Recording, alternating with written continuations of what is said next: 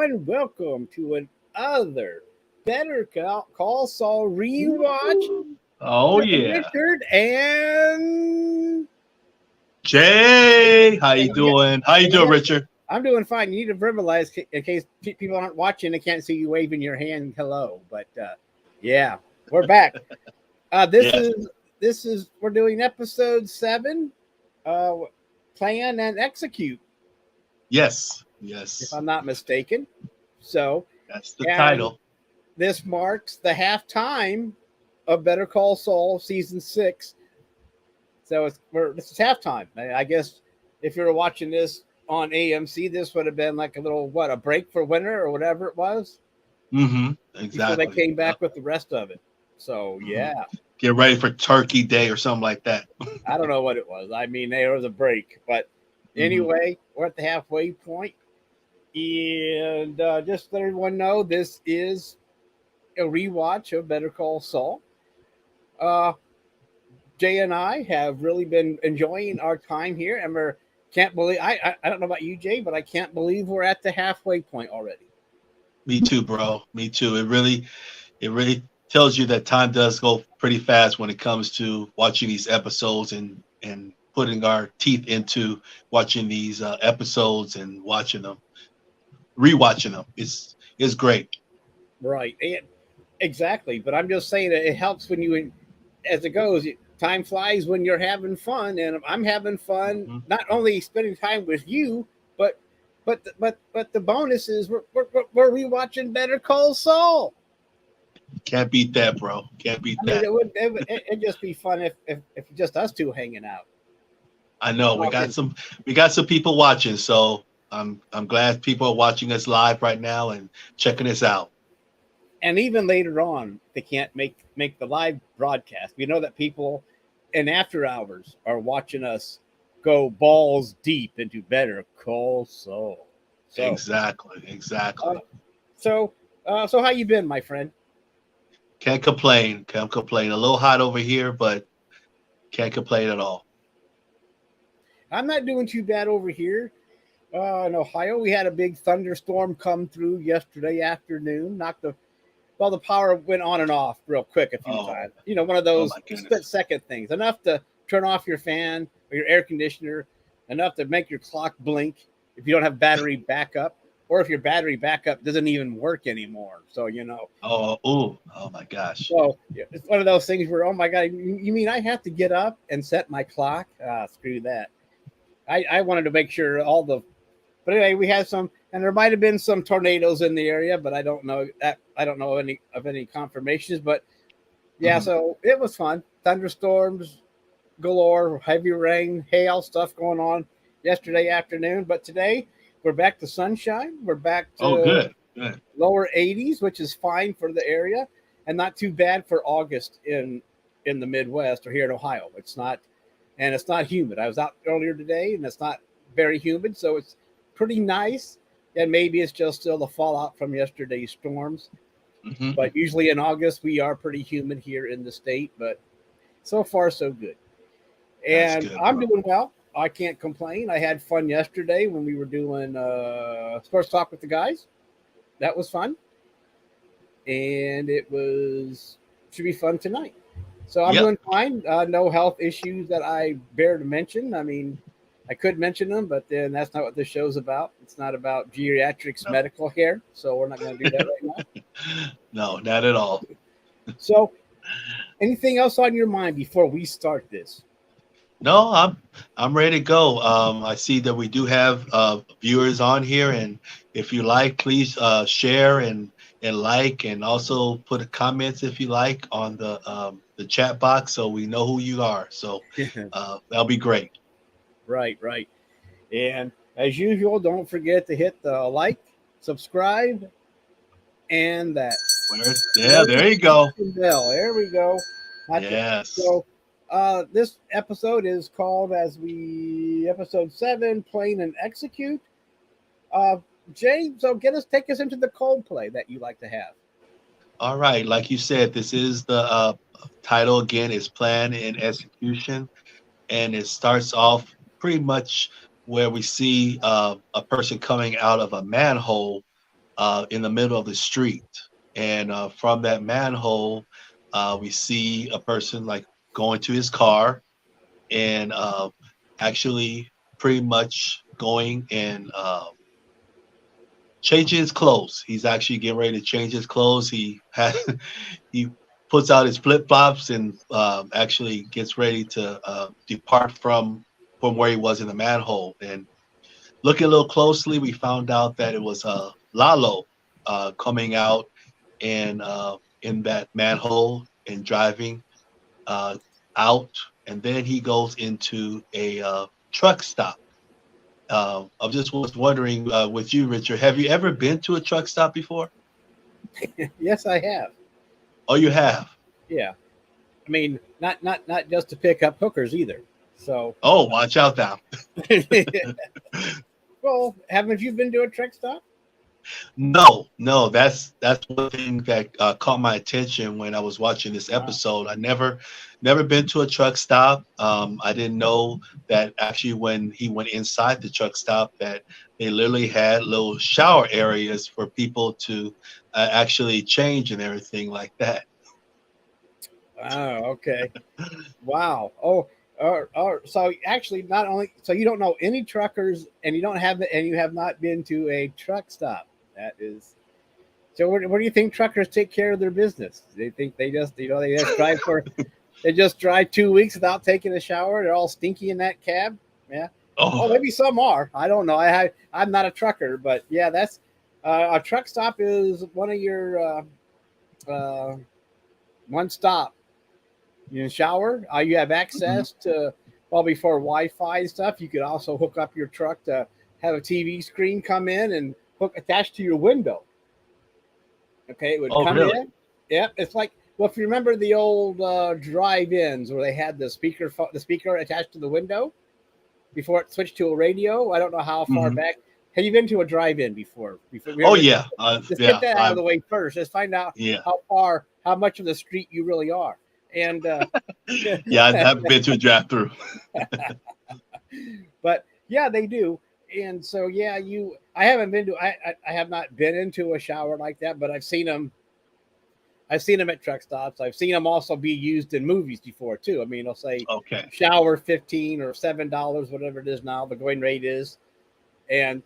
But yeah, you can take care of a lot of things there, Roger.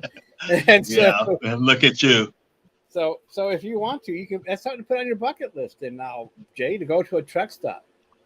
And I'm sure there are some in California. There should be some around your area you just don't pay attention to. I think so. Yeah, I think you're right. But anyway, but that's where he goes, and he comes actually from there. And one thing I noticed about this Coldplay too that I want to emphasize is that it was no music. It was very, very silent. I mean, some Coldplays have music in the background, but this one was really no dialogue or anything. We just see Lalo going to the truck stop, leaving the truck stop, and then going back to, actually after that, going to his car and putting a little timer on himself to take a really quick nap. I mean, I've never seen such a quick nap, but he did the nap, and this was all through the Coldplay. And after he did that, he goes back into the car and departs back into that manhole. And was just wondering what the heck is going on. That's one thing about this episode and this start of this Coldplay is like, I don't have no idea when I was watching what it was going on. So then we see him going back into the manhole, walking through and get himself settled, like a lot of bottled water that were there. And we saw that bottled water that tells us that he's been there for a while, just looking. And then he crawls up into one of the gutters holes and has his binoculars, and from those binoculars he actually shows a pan view, which was very, very surprising, but a pan view of Mr. Gus Fring's secret meth lab in the laundromat, and that's how the Coldplay ends. So it's like it has a point, and that's one thing about this episode and the continuation of the show of this one here. There's going to be some things going on. Exactly. And what I like is that it starts out he's climbing out of the manhole like he's a teenage mutant ninja turtle. Exactly. I Exactly. mean, it's Have his flip flops. he's a Mexican and a half shell, and he and you said it. You said everything that needs to be said. I mean, we wonder what's he doing. Last we saw him, he was over in Germany. Now he's back in the States. So he's getting his frequent flyer miles on, I'd say. So and I thought you would like that, Roger. Yep. But yeah, but still anyway. So yeah, and so now I guess what we're trying to get out of this is that he has eyeballs on the laundromat. Yep. Yep. He has his plan number 2, from the plan he was talking with Hector Salamanca about. This was his plan number 2 to kind of spill the beans when it comes to Gus Fring and what he's doing on the side of everyone, and tell Don Elalio what's going on. That's what Lalo's trying to do, or prove. That's his proof. The only person right now that he told this to was Hector. The only person. Right. Well, no one, whatever. Lalo just doesn't like Fring, and it doesn't matter who believes him and who doesn't. He doesn't like him, doesn't care for him, thinks he's up to something. Even if he wasn't up to something, I don't think Lalo would like him anymore. He's just, just rubs him the wrong way for some reason. So Exactly. And when you're trying to do this kind of work, secret lab, secret laundromat, secret whatever, you don't want to draw anyone looking deeper than they need to. You don't want to have someone that you rub the wrong way looking deeper than they need to into your business, because they're gonna find it. And some way, somehow, yes, definitely. Yeah, and we'll get to that part of that later on, maybe. But right now, yeah, you just because Lalo's the only one that's paying attention. Everybody else, Fring has been able to, satisfy or pull the sheep over their eyes, as the sheep over their eyes. Yeah, they pulled the sheep over their eyes, as the old saying. There you go. The one I just made up. Actually, it's the wool over the sheep's eyes, but it doesn't matter. You get that. But I get it. but I guess it's more than just a wool. He has a whole sheep coming over his eyes. I guess it's even more of a blinder, right? I guess, but you just don't want to get those sheep from behind. That's all. Yes. So anyway, that's where we find out that he's encamped now, right? Lalo is encamped. Yep. Right in front of the laundromat, and then from there, then we get to the next level of what the next scene comes up is, where we see the person that's playing this lawyer guy, or a mediator for this Sandpiper case, just like in maybe a Best Buy or something like that store, just talking. And then all of a sudden we see Jimmy come out of nowhere, and with panic in his eyes and nervousness in his eyes, that we need him back again, because we have some unfinished business to take care of, because we have a situation that happened with the mediator. Right. Roger, you're so funny. Yeah.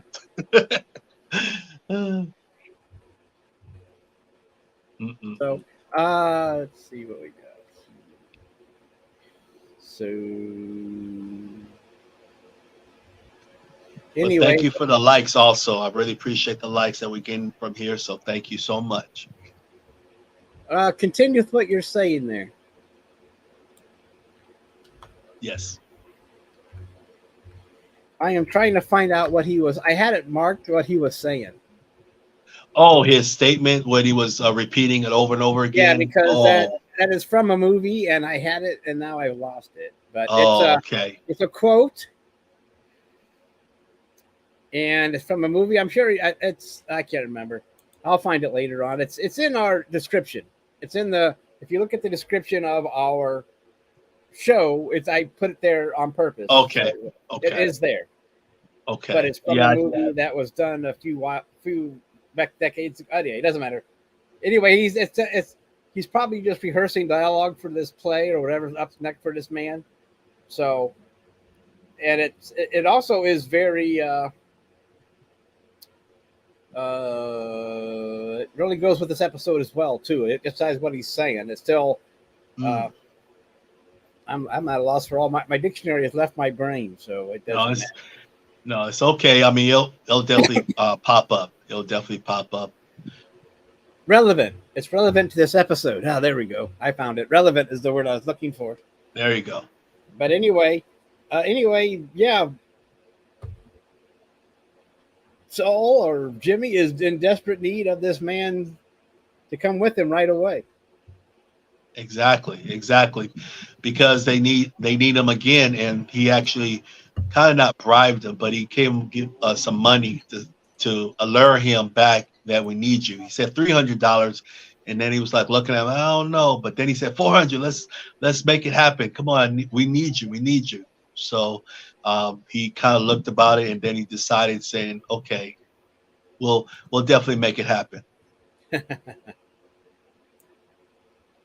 Right, and it's because he saw last episode, he noticed that the mediator had broken his arm.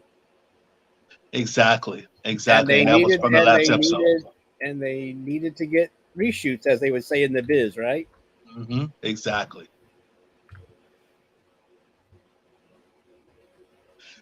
So yes. You got Roger saying something.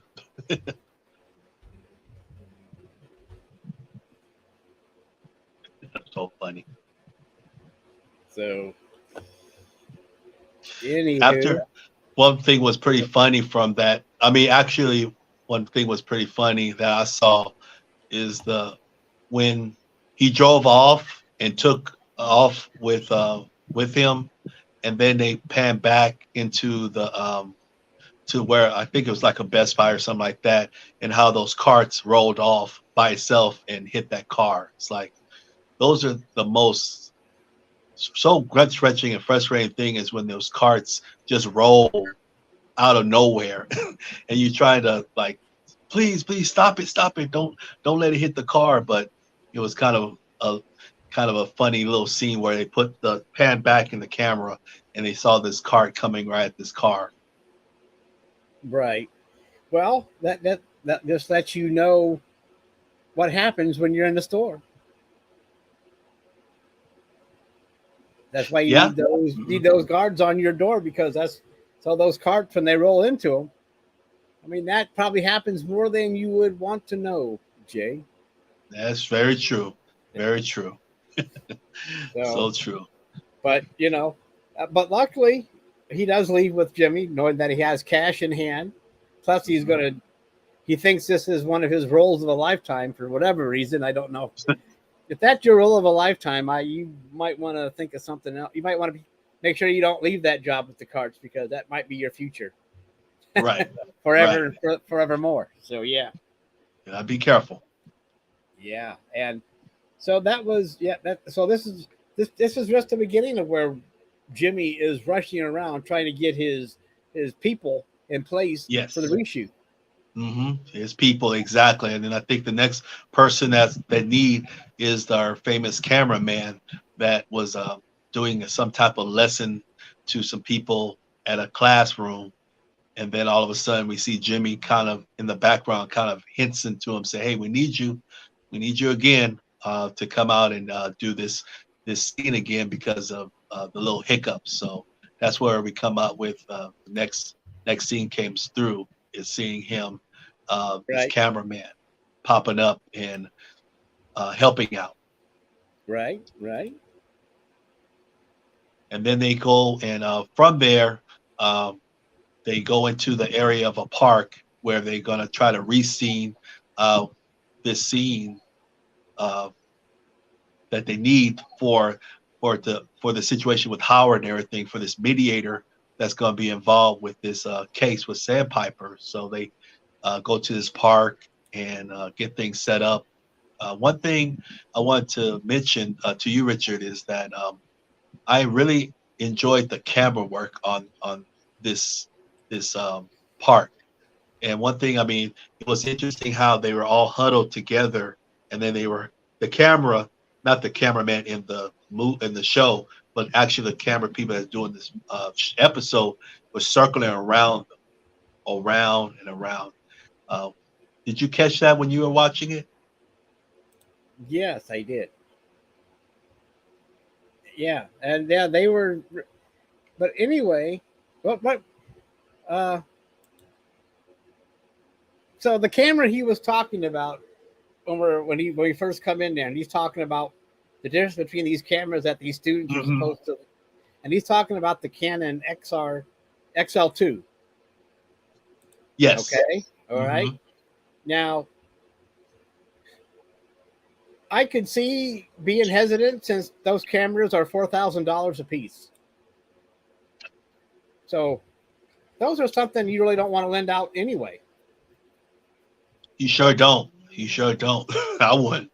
I wouldn't want that for the students. Well, no. I did find one on Amazon for $600. So, but the sticker price is $4,000. So, and they should be for the way he was talking it up,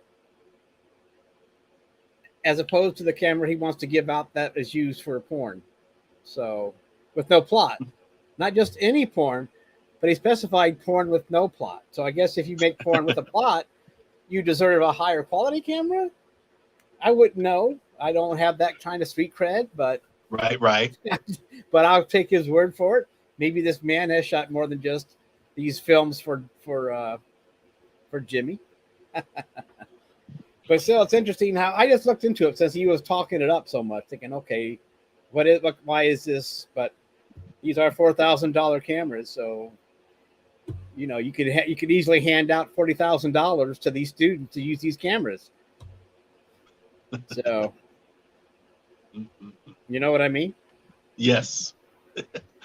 Oh my goodness.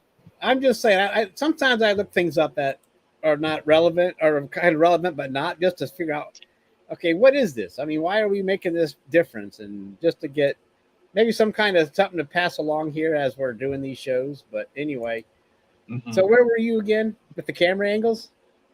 It was actually the park scene, when they were going through the park scene, and they're actually planning the procedure of how they're going to do the plot, and actually the camera, and also the pictures that's going to be taken through the cameraman is going to take a couple of pictures. And I just like how they were huddling and talking about it, how there's the relevance of the camera was circling around them to tell them what's going on and get the perfect shot. As people always say, everyone wants that perfect shot when it comes to doing things correctly. They don't want any mix-ups or any mistakes, so they want that perfect shot. So that's what they were aiming for. In the chair, is that what you're saying? When the man was getting the makeup on in the chair, as they would say? Yes. Like, with the camera going around in a kind of a semicircle? Exactly. Yeah. It was very, I mean, that's one thing about this show is that the camera work on the show is just amazing, in my opinion. When I see these episodes and how they put things, it makes you feel like you're part of the show when you're watching it and observing these characters and kind of focusing on them. Yeah, I get, yeah. And also, you get an idea of what these people do when they're not with Jimmy on the camera. I mean, look at the makeup girl. Oh yeah, with what she was like. I mean, I think Roger would be pretty proud with this, with the seem like a Star Trek type of costume or something like that she was wearing. Oh my God, no. Oh no. What was it? Tell me. No, she was doing a musical version of Dark Crystal. Oh, that's what it was. Thank you. She did have the pointy ears, but not because she was a Vulcan, but because she was a gelding. So no. Thank you for that info. Oh wow, Star Trek. Whoa, I understand that. I guess you would want to make it more towards Lord of the Rings. It'd be more of a reference for Oh, Roger okay. and the other geeks. It'd be Lord of the Rings type of deal. But people have also heard about, or also fans of Dark Crystal too, which is also. But anyway, yeah, she's not where. Yeah, she's. Yeah. Anyway, doesn't matter. You're close. You saw the pointed ears and just went for it. I like it. Yeah, that's what I thought. Yeah, it was kind of my point of view, but I Yeah. did see her in a costume. That was interesting Yeah. when she was doing the Oh, yeah. makeup and everything. She was in the costume, the robes, the nice blonde, the blonde wig, and also the cameraman is also poking fun as them as they do all this. He also gets in a couple stabs at her, wanting to know why she's dressed like this and what's going on. Because he asked her, did she escape from the Shire? And then she tells him about the musical, and then but anyway, everybody is in there. Everybody has been busted so far that we see them, what they do when they're not doing these things for Jimmy, that they have other lives that they are doing as well besides Jimmy work. Exactly. That's true. Very true. And I think then Kimmy comes out of nowhere when Jimmy was trying to get everything ready. I think Kimmy comes and gets the things ready for the cast, or to try to put this whatever type of gadget to make it look like he has a broken arm on the guy. And I think that's what Kimmy comes in and does to get ready for the shot. Right, but also you got to remember before that the camera swings around because the camera guys want to know where his equipment is, and the guy comes out so the camera does another swivel to show the guy coming up through the lawn with all the equipment, all the things. Yep, I got everything. He's wearing one of those old-fashioned headbands that you wore back in the 70s when you worked out or played racquetball or whatever the heck it was back in the day. But yeah, He looks like he might have been working out somewhere. Yep. Unless he was doing an 80s movie without telling anybody. But other than that, and that's you're right. All of them has something to do with that camera work. I mean, we see the camera just trouble real fast as he asked for it. The guy's coming through the lawn doing a 40-yard dash with all this equipment attached to him. So yeah, go ahead. No, it was right. You're absolutely right. It was pretty. I mean, it's funny in the sense that all the characters are. Oh yeah, he's even wearing the wristband. Oh my God, I think those wristbands have been out of date since the 80s. I don't think they've been. This guy he's dressed for the workout for the 80s, my friend. He really is. Yeah. Yep. Absolutely. So I think the next thing they do is they get ready to do the shot, and Kimmy says action like she's a director and everything. It was so funny how she was directing them, and then they show the guy on the bench, and then Jimmy with the package, and then Kimmy comes back and explains that they were doing it wrong, where we need to see the package. That's the most important thing. We need to see the package. You need to do it again. So then Jimmy puts the package on the side, and then they show a better view of Jimmy pulling the package out and giving it to the guy behind the bench, and then they take a lot of pictures, right, to make sure that they got the perfect shot. Right. So it was. I mean, everything. One thing about this whole scene of this episode is very quick and very hurried up, because they are on a time gap, because the Sandpiper case was getting ready to come out. Oh, there you go. Right. And they was really need to get things done, and that's what they were trying to do. Exactly. But that's a perfect shot right there. That's all three of them in cahoots right there at that bench. Exactly. And Kimmy is still giving. Yeah. Kimmy came back to be the director instead of going off to her meeting, which we saw in last episode. She was on her way to making a big pow in her career, where she turns around, and now she's gone from, helping her career, becoming, helping her career get bigger. Now she's back on the grass doing this stupid play for Howard. For Howard. Yep. Yeah, it's nothing. Yep. No This one's smart. going to ever see it. No one's ever going to. Well, except for the players later on. But this is not. She's not going to get some credit. It's not going to show up at Canes. It's not going to be any film festival or any studio. You know, at downtown Albuquerque or even in Los Angeles, where they have those show those art gallery things. This is what she's chose. She's chosen this over her career or her big, not career, but a bigger feather in her cap career wise. Exactly. And one thing, like you just mentioned, which is really important with that, is how Jimmy was telling her that too. We got it covered. You can go now. I mean, we got everything covered. And then Kimmy stated this. Like you said, this is more important. And she said that to Jimmy. This is more important. I want to be here.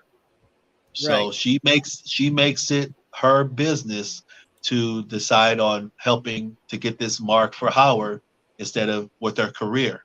She just really felt like she wanted to make this happen because Jimmy still was supporting her in her career. That's one thing you could see, the sincerity of Jimmy slash Saul in his sincerity of wanting Kimmy to do her career. Yeah. You're right. And here's Kimmy yelling action. So there you got it. That's exactly. There she that's is. The scene that's the one what I was mentioning. Exactly. There her being a director. Yeah. So maybe she's going to change careers later on. I don't know, but maybe that's in the second half of while we get through this rewatch that she says, "Screw this lawyer and crap. I want to be a director instead." Exactly. You never know. You never know. You never know. Got to keep on watching. Got to keep on watching. Keep on watching to make sure see all these duckies come in a row. So anyway. Yes. Anyway, that took a lot longer than I thought, but still, it's a key role. I mean, it's a key thing right now because this we're seeing Jimmy scramble. Exactly. Yeah, and I think the next scene that we get, or the next part that's really, it's important also, is they're in the, I guess, those areas where they do the pitches. Exactly. That's exactly that. Where they, what's that? There you go, the red room, where they actually take the photos and get them developed and see what they look like after they're done. And they were in the wash and everything, and they look through all of them and they pick the 4 best ones and they get them and they put some type of drops on, which it's important. And I don't know if you noticed that. Did you notice that, Richard? They after they put the pictures on the table, they put some type of drops on each of those pictures. Okay. Also, the official term is the dark room. Dark room. Thank you. So if I've developed some film back with photo. Yeah. I couldn't think of the name either. That's why I called it the red room because it was red. But yeah, it's called the dark room. Back when they when people actually did use dark rooms. Now it's a rarity. I mean, you can still get all the crap for it, but everybody's just digitalized. But you're right. Yes. But one of the things is that you got to remember before this, they're trying to hurry the development of this film. Because whatever, they have to print this out. I don't understand. Part of this, I don't know why they're using film instead of printing out from a strip, from an SD drive or a card. I don't understand why they have to develop it like that in a dark room. I mean, actually, that camera, I don't know. I'm surprised that camera was able to hold film. Usually, you just put that, whatever, a card, an SD card in your camera, and you're good to go. And then you go down to Walmart, and if you want hard copies, you print them off at Walmart. Yeah, that's true. Or wherever you go, Jay, I don't know. Maybe you get yours done at the truck stop. I don't know. So anyway, right, Jay, you get yours done at the truck stop. Is that where you get yours developed at the truck stop? Yeah, I know. You can go there and get. take a shower. Then when you're done, you pick up your prints. Is that how you work that? Yeah, I think so. Yeah. But anyway, they're in the dark room, and he keeps saying you can't rush the process. Exactly. That's what Because he was all trying to he has mention. the paper, he has the photo paper in the vat with the chemicals, and he's shaking it around like you're supposed to, until that picture gets to where you like it, and you don't want to take it out too soon, or it'll be underexposed. You can't leave it in too long, or it'll be overexposed. Exactly. But still, you don't want it. Plus, you're not. But then again, this isn't for artistic reasons. This is just you want to be able to see the image.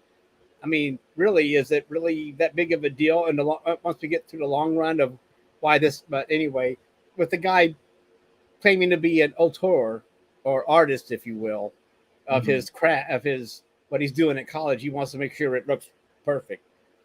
Exactly. But thinking about it, why is he doing this? Why I don't understand why they were developing film instead of just. It just seems like an unnecessary step. If this should have just been printed off of a printer in his office and done with. That's a good question, Richard.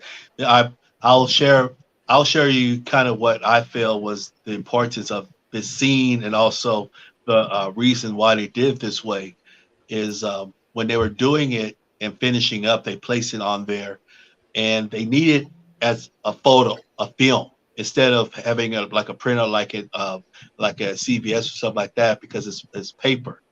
But they need it on like real true photo image, because they place like 3 to 4 drops on each of those photos, and those drops was from not sure if you remember this episode that we had the veterinarian come in, and Jimmy had something given to him, and his pupils was dilated.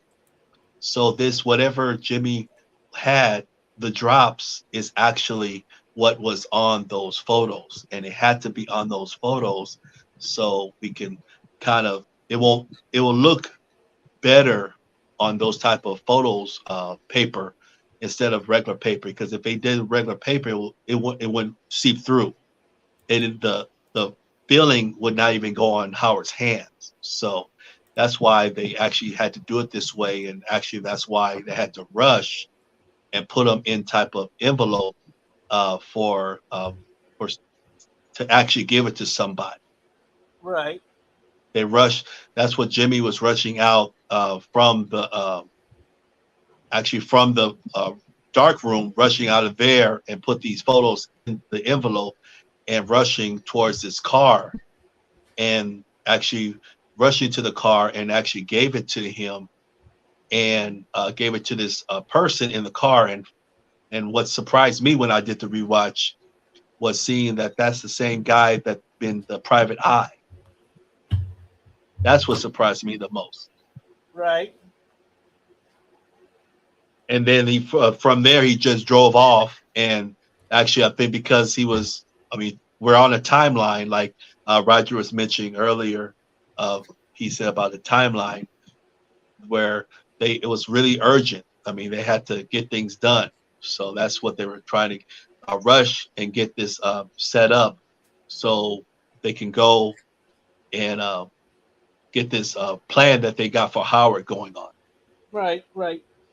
But I know what you're saying, but they do make photo paper for a computer printer. Okay. You can't see it, but it's right here in my hand. I can't see it. Yeah, I see. I'm just saying, it's kind of covered over. You can buy photo paper and picture paper at Walmart, and I understand what you are saying. I mean, I do, and it makes sense up until a point. I mean, I guess I'm making a big deal out of nothing. Maybe that's just me. I'm just thinking I can print that off on photo paper on my printer in a matter of seconds, throw the drops on it, and be out the door. It'd probably only take me 2 to 3 minutes to throw it in the Photoshop, make some adjustments if you wanted to go that far into it, print it out, true. Run down to the street in front of my house and hand it to the PI guy in a matter of 5 minutes.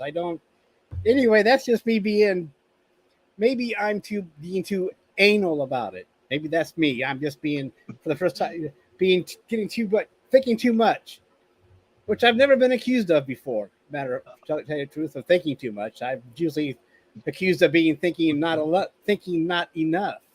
Not enough. I see.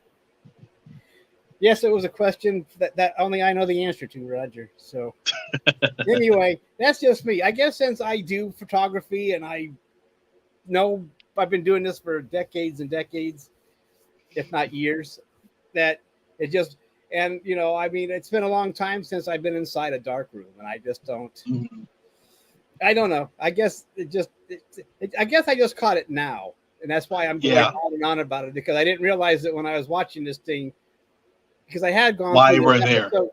I have gone through this episode several times during the week. I mean, in between when we get off the air here and get back on, I might watch that episode.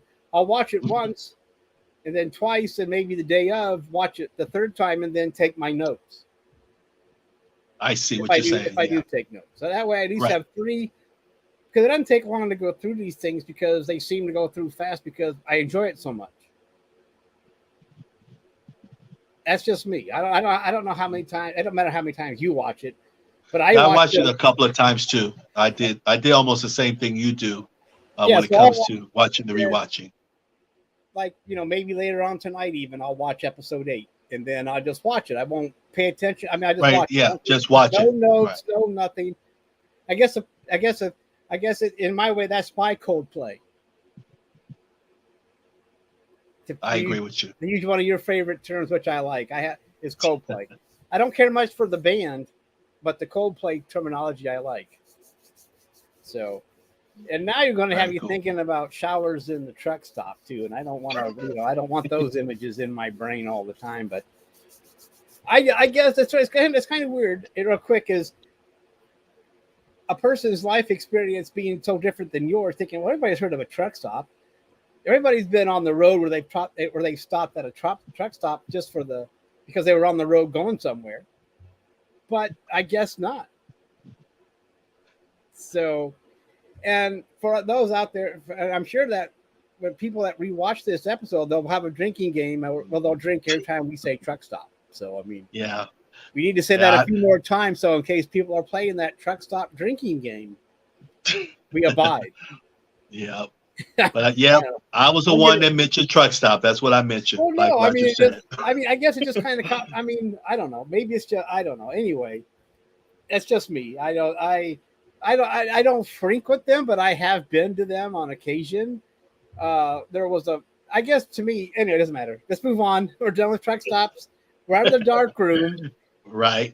And they actually and the truck stop and move forward.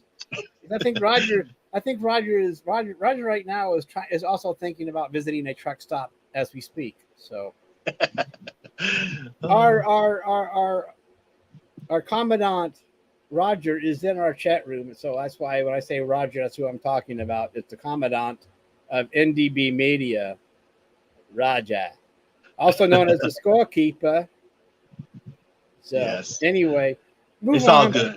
Move on, David. It's all good, Roger. Go ahead. I'm sorry.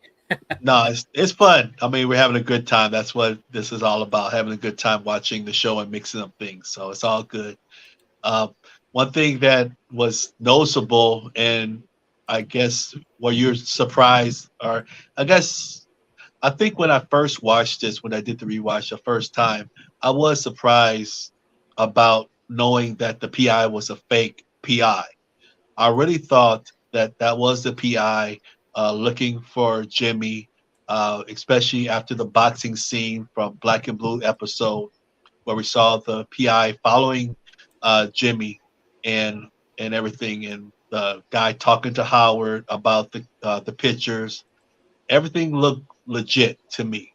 And what surprised me the most was when I saw actually Jimmy actually gave him the envelope, and how the PI guy, or the fake PI guy, did the thumbs up.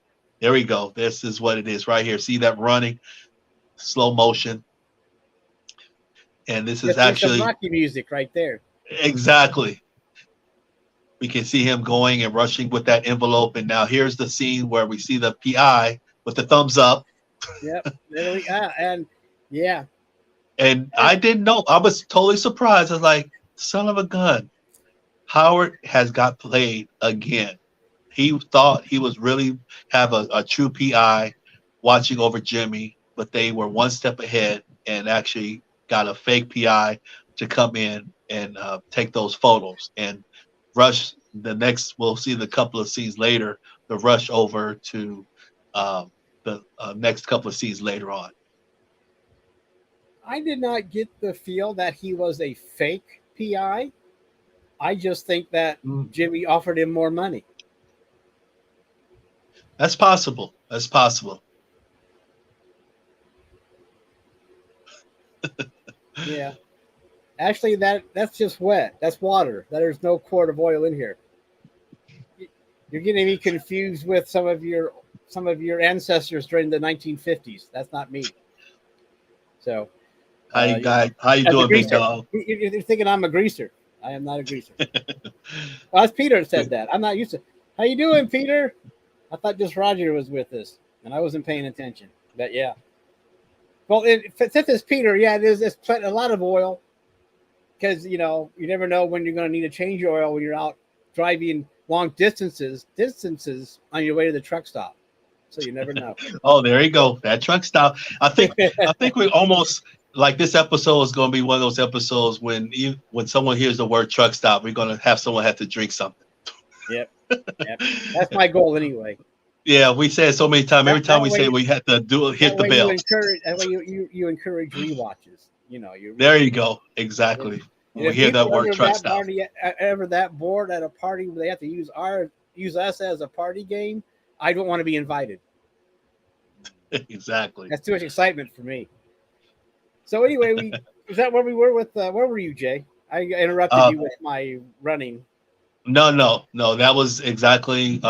That scene was over, and then we get into the scene where Howard is at the table at the get ready to do the delineation with the lawyers. Time out real quick.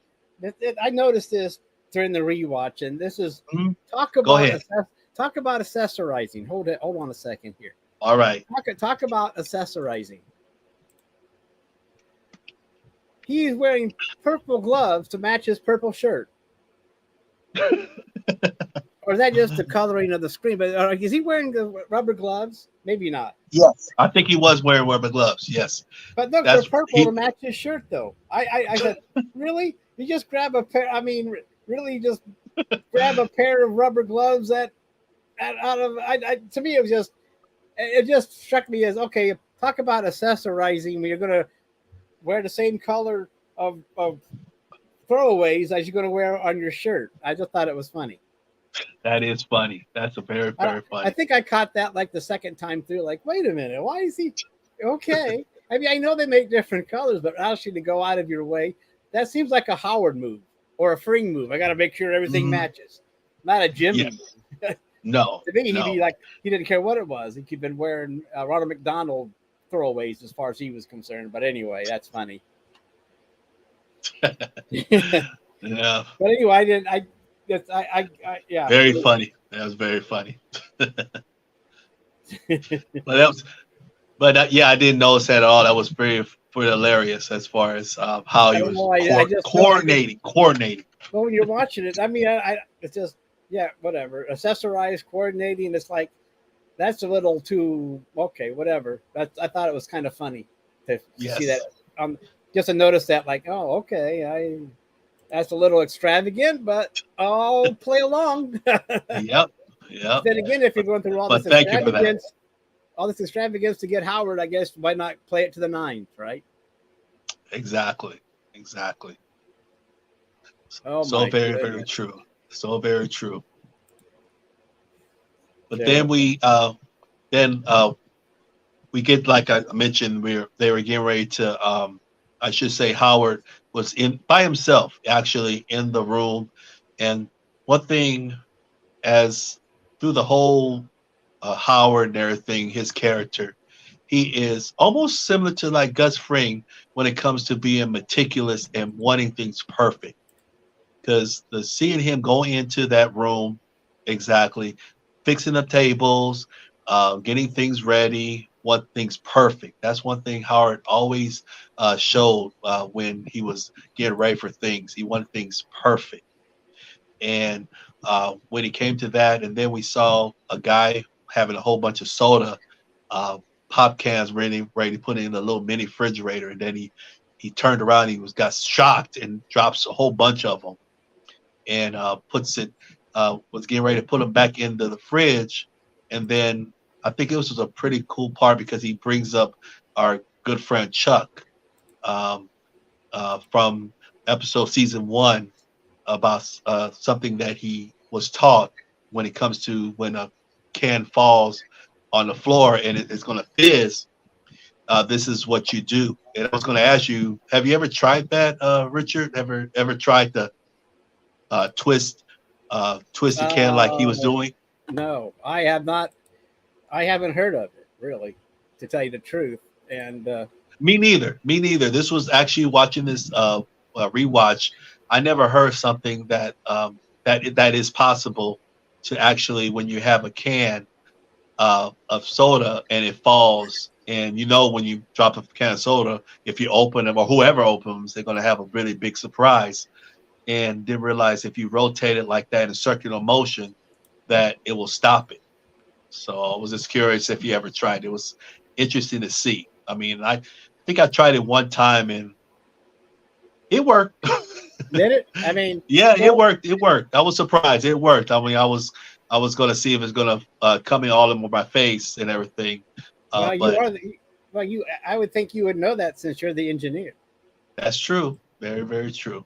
But no, as far as I was, my only way to fix that was to let it sit for about an hour or so and grab another one that I didn't drop on the floor or what have you. It's very interesting.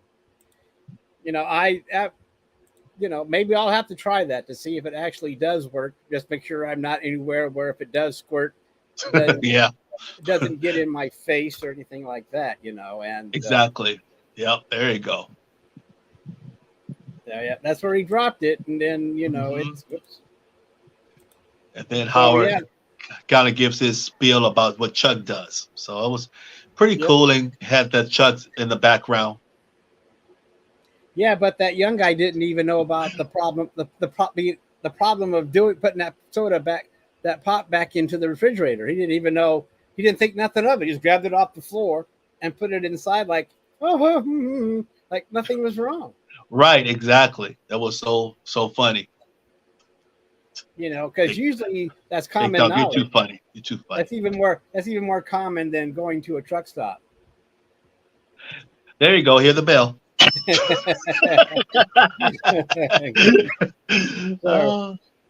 Anyway, yeah, because usually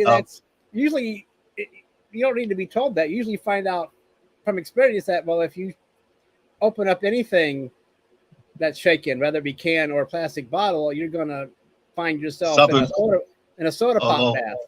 Exactly. Very, very true.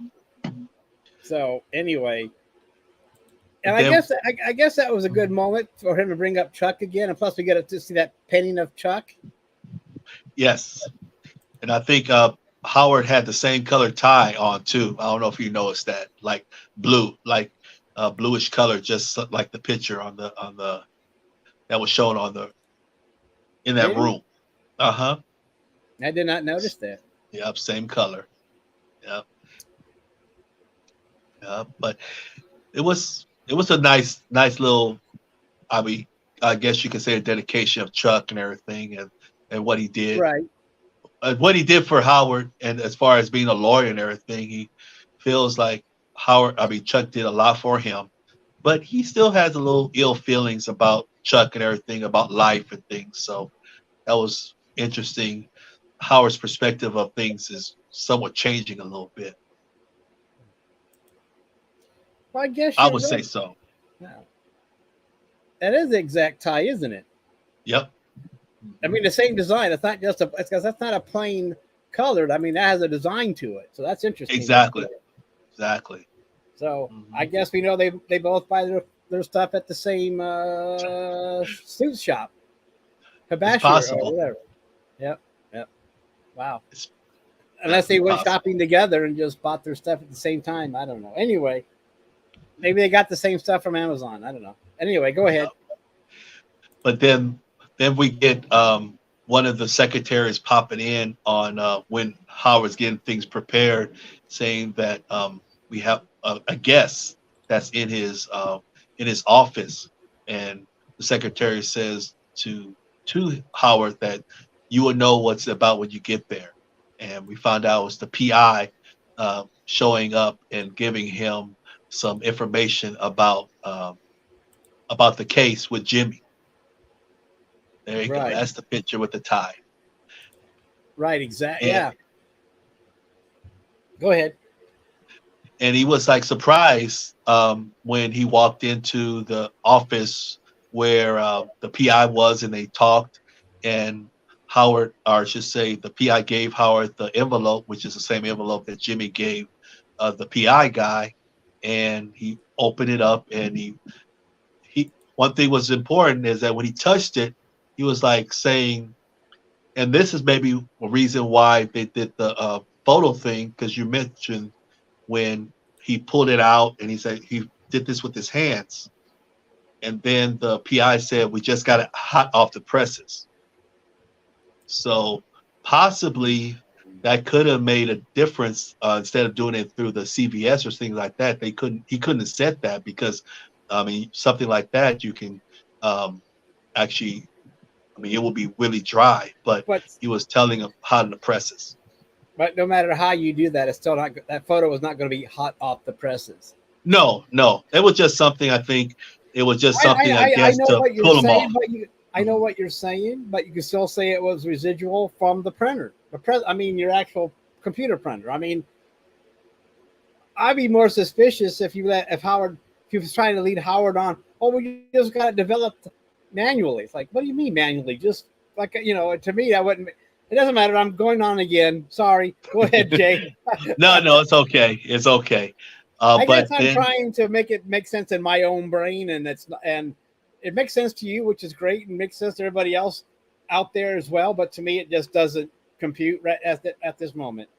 No, it's all good. It's all good. Everyone has different perspective of the show, and that's why we're here watching it together and talking about it, which is cool. And the whole world is watching it, us watching it too. So it's pretty cool. But then from there, he was showing the pictures, and then he showed the picture of the guy actually with that bag. That bag that was a picture that Jimmy had when he was at the bank. And Howard looked at it and compared, say, the bag and then the same color and everything. He was like, oh, look at there. Looks like someone is bribing this guy, which Howard has no idea who this person is. He was like, who is this person? And the PI's like, I don't know. I mean, somebody. And then Howard was telling him, you need to find out who this guy is. You need to try to follow him. And the PI said, okay, I will. I'll kind of check on him and kind of keep eye on him and everything, and do whatever I need to do to try to find this person. So that's kind of how Howard left it and went back to talk with Clifford and Maine and one of the ladies that was in previous episode that was part of the Sandpiper case, and they went out and they were talking. That's what the next scene is like. What do you think about that? Well, okay. Now remember that it's not the same woman, the old woman from the Titanic movie. Exactly. That's a different actress. Anyway, I'm saying it because the actress that probably played that role in Titanic is dead, I believe. But anyway, right. It doesn't matter. It doesn't matter. But good look. He sees the pictures. He thinks he's got Jimmy's busted doing something with somebody, even though Hamlin doesn't know who it is. Nope, he He doesn't. just He knows he's doesn't handing know. a package. And once again, I think you're going back to we have to go back to the last episode when the PI puts it into Hammond's brain about him withdrawing what looks like to be $20,000 Mm-hmm. At a bank, withdrawing. from his account. Mm-hmm. Nothing illegal. He just went to his bank and got money out. And the PI puts it in his brain, that Hamlin's brain, that but it looks like 20,000 to me. And somehow I don't know how you can get that knowledge from looking at it unless you have experience around being around $20,000 cash all the time. I know exactly. I don't have that much not me. experience with 20,000 cash in front of me, but it's not something I'm not something I'm against. I mean, if someone wants to put 20,000 in cash in front of me, sure, I'll take it. I mean, I'll look at it. I'll take it. Yeah, go ahead, Jay. Yeah, exactly. That's very true. And from there, we see Howard talking to Clifford and May and the young lady to get things going and try to explain to her what's going on and how the sandpiper case is going. And we're trying to see if we can get some type of agreement and everything going on. We might not get money yet, but they're working on it. So that's kind of the discussion they go into to kind of explain it to her. And one thing we noticing is Howard acting a little bit not himself. He's kind of like asking Clifford and the security lady, secretary, and the other lady there, "Do you feel hot? Do you feel hot?" So it was kind of interesting. We're kind of noticing something different with Howard, even though we don't know what's going on. And I think Clifford didn't know anything about what's going on either. He just was just noticing. So they go in and will him into or I should say, will the young lady into the room to kind of actually start this mediation with the lawyers to try to get things going. And that's when we get to the next scene where all the lawyers are there and Howard is there, and everyone's sitting down and they're explaining that we have a mediator that comes in and kind of be the person that will split between the the two companies. And lo and behold, we find out it's the same guy that was in the picture that Howard just saw. And Howard, I mean, you could just see you could just see in his face his reaction of seeing this guy come into the room and sit down and how he was looking and everything. Were you kind of surprised with that, Richard? Yes. And going back to when Howard and Cliff were talking to too, the woman that she says, well, I can't wait to get this all over, be done with it, because she's probably thinking they're going to be done today. Right, exactly. Then but Cliff now and got the Howard case. look at each other. Wait, whoa, we're long from over. We have a lot of finagling to do. We got a lot of legal bills to rack up. I mean, no, we gotta get our hours in so we can get, buku bucks. Exactly. I mean, they're in no. I mean, even though they're representing this woman, they're in no hurry to wrap this up. I mean, they're called billable hours for a reason, Jay. True. Very, very Unless true. we're working on a percentage. They could be working on a percentage, maybe. Maybe that's all wrong, but still, it could take a while. Mm-hmm. So they have to tell her that, no, litigation is a slow moving process. So they tell her up front, this could take 2 or 3 years. And, and plus you got to realize these people aren't exactly young. They might not have 2 or 3 months, let alone 2 or 3 years trying to settle this case. Right, Jay? That's right. Exactly. They want it now. They were really demanding, like you said. No, they're up against it. They want it. Yeah. They're really up there. I mean, there's a reason they're at a nursing home and a reason they're on SS and retirement, because they're old. Okay. Exactly. They're not there, but anyway, you're at the conference room, and if you're watching, you can see the photo where this is where it came in from last episode. where Jimmy wanted the secretary to get that code so they can listen in to the call. Exactly. This is them. They're listening listening into the board member the shenanigans, the conference room thing going on, because they're hoping to watch their plan unfold. Exactly. As you're talking about. And there's a reason. And so they're listening, and we got not Cliff, but Howard's looking terrible because of the stuff that he got on his hands. And now Howard's like, oh my gosh, that's the guy from the photos. So now he thinks the mediator's compromised. He's compromised. Yep. As far as he knows, he just saw Jimmy handing this man, or the fake, because he saw what he did witness was the fake mediator getting an empty envelope. But in Howard's brain, this mediator is now in possession of 20 grand bribery cash from Jimmy. Yep. He mentioned Jimmy, and all of them was like, Jimmy, what are you talking about with Jimmy? It's like, Jimmy's not even working with us no more. I mean, why are you bringing up his name? So it was interesting how all of them were reacting when Jimmy's name was being called upon with everyone else. Exactly. And, and no one knows what he's talking about except for him. And now that you put on to it that he looks like he's high on drugs and talking about Jimmy, it just makes him look bad. Exactly.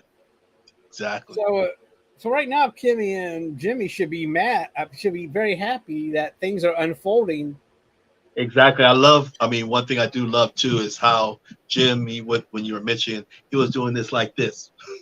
Oh yeah, reeling them in, baby, reeling them in. When Howard was acting the way he was acting towards the mediator, it's like, what you did, right? You know you were at this park, and the guy was like, I don't know, I had never been at a park. I don't know what you're talking about. It's like, I got pictures. It's like he was like saying to him, I really would like you to show me those pictures and prove what you're talking about, because I have no idea what you're talking about. But Howard's so confident. I mean, you could just see in his demeanor and everything, he was just so confident that this mediator was compromised, like you said. Right. And right now it's not right now, but it's all just in his head and what he's witnessed. There is no factual basis to what Howard is. Nope, not at all. He was just so confident because of the pictures the PI gave him.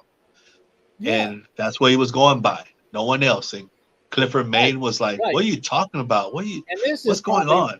And this is probably the main scene for this episode. It's here in the conference room. This is it. I mean, Howard he's done. I mean, nobody knows what's going on. Right. And also and it's not just that Howard is done, but so is the lawsuit. It's done. Yeah, the Sandpiper case. Yeah. It's done. I mean, it's done. The other side's like going crazy. Oh, but you want, because now like the guy across from the table is like, well, hey, Howard, you recommended this guy, and we went with you on it. Now you want him gone? Exactly. Right? I mean, this is what they went with Howard on this. Usually you want to have someone that's neutral to both, that no one knows about, but yet the side goes, well, we agreed with you. What are you doing now? You're backing out. Exactly. Yep. So anyway, we're all done with this. Everyone thinks that whatever, he can't explain it away. He tries to with the envelope. He tries it with the envelope. Yeah, because she came back with the envelope and it still had the fake pictures in it anyway, so it didn't matter. I mean, there were pictures of actually Jimmy with the actor. So he's holding the frisbee, and he's holding the frisbee. Exactly. Oh no, it was the guy with the armbands that was getting the frisbee, wasn't it? So the next thing is, okay, he came in costume. Okay, he was cosplaying as an '80s workout man. That all makes sense right now. He's the guy that came in with the equipment was also he's playing two roles. So that was awesome. Yeah, he was wearing. Yeah, I don't know why he you pick that Boudreaux, but it doesn't matter. It's all over. It's done. The guy from the other side tells Cliff, we're going back to the original offer. Every day we're going to subtract $1 million. Exactly. Okay, that we're back to square one. We're going to play hardball now. No mediator. $1 million penalty every time you refuse our offer. So after telling that woman that this could take a while, it's settled in 20 minutes or 5 minutes, whatever it is. It's settled right then and there. It's done. We're out the door. Well, because of Howard's shenanigans. Recommend it to her. I mean, he can't make the call, but he can tell her that it's in their best interest now to go ahead and accept the deal. Exactly. So in a way, Howard not only cost the client money, okay, and cost the firm money, I mean the other side money, and whatever. There could also be, who knows, and plus who knows, as far as accusing that guy of being. Now he's faced with libel issues, or whatever you want to call it. I mean, degradation of peer. I mean, this arbitrator can now sue Howard for what the hell you just did. I mean, you did this in front of people in an official context where it can hurt my reputation. So now I'm going to sue you. So this could lead to all kinds of trouble for Howard if it goes. Just thinking ahead. I mean, you just can't make those accusations, especially in front of people where this is a professional setting. That's what this guy does for a living, or part of it as a moderator. So he can sue him for damages, is what I'm saying. Exactly. It's crazy. It's really, really crazy. It really is. Everything works out probably better than what Jimmy thought of that, but it doesn't matter because Jimmy gets paid no matter what. Jimmy is also a participant, whether he may not officially be involved. He's still going to get a payday because he brought the case. Yeah, that was his baby. I mean, that was his baby when it came on this. He's not out of payday here. I mean, he's still going to get payday, so it doesn't matter. Yep.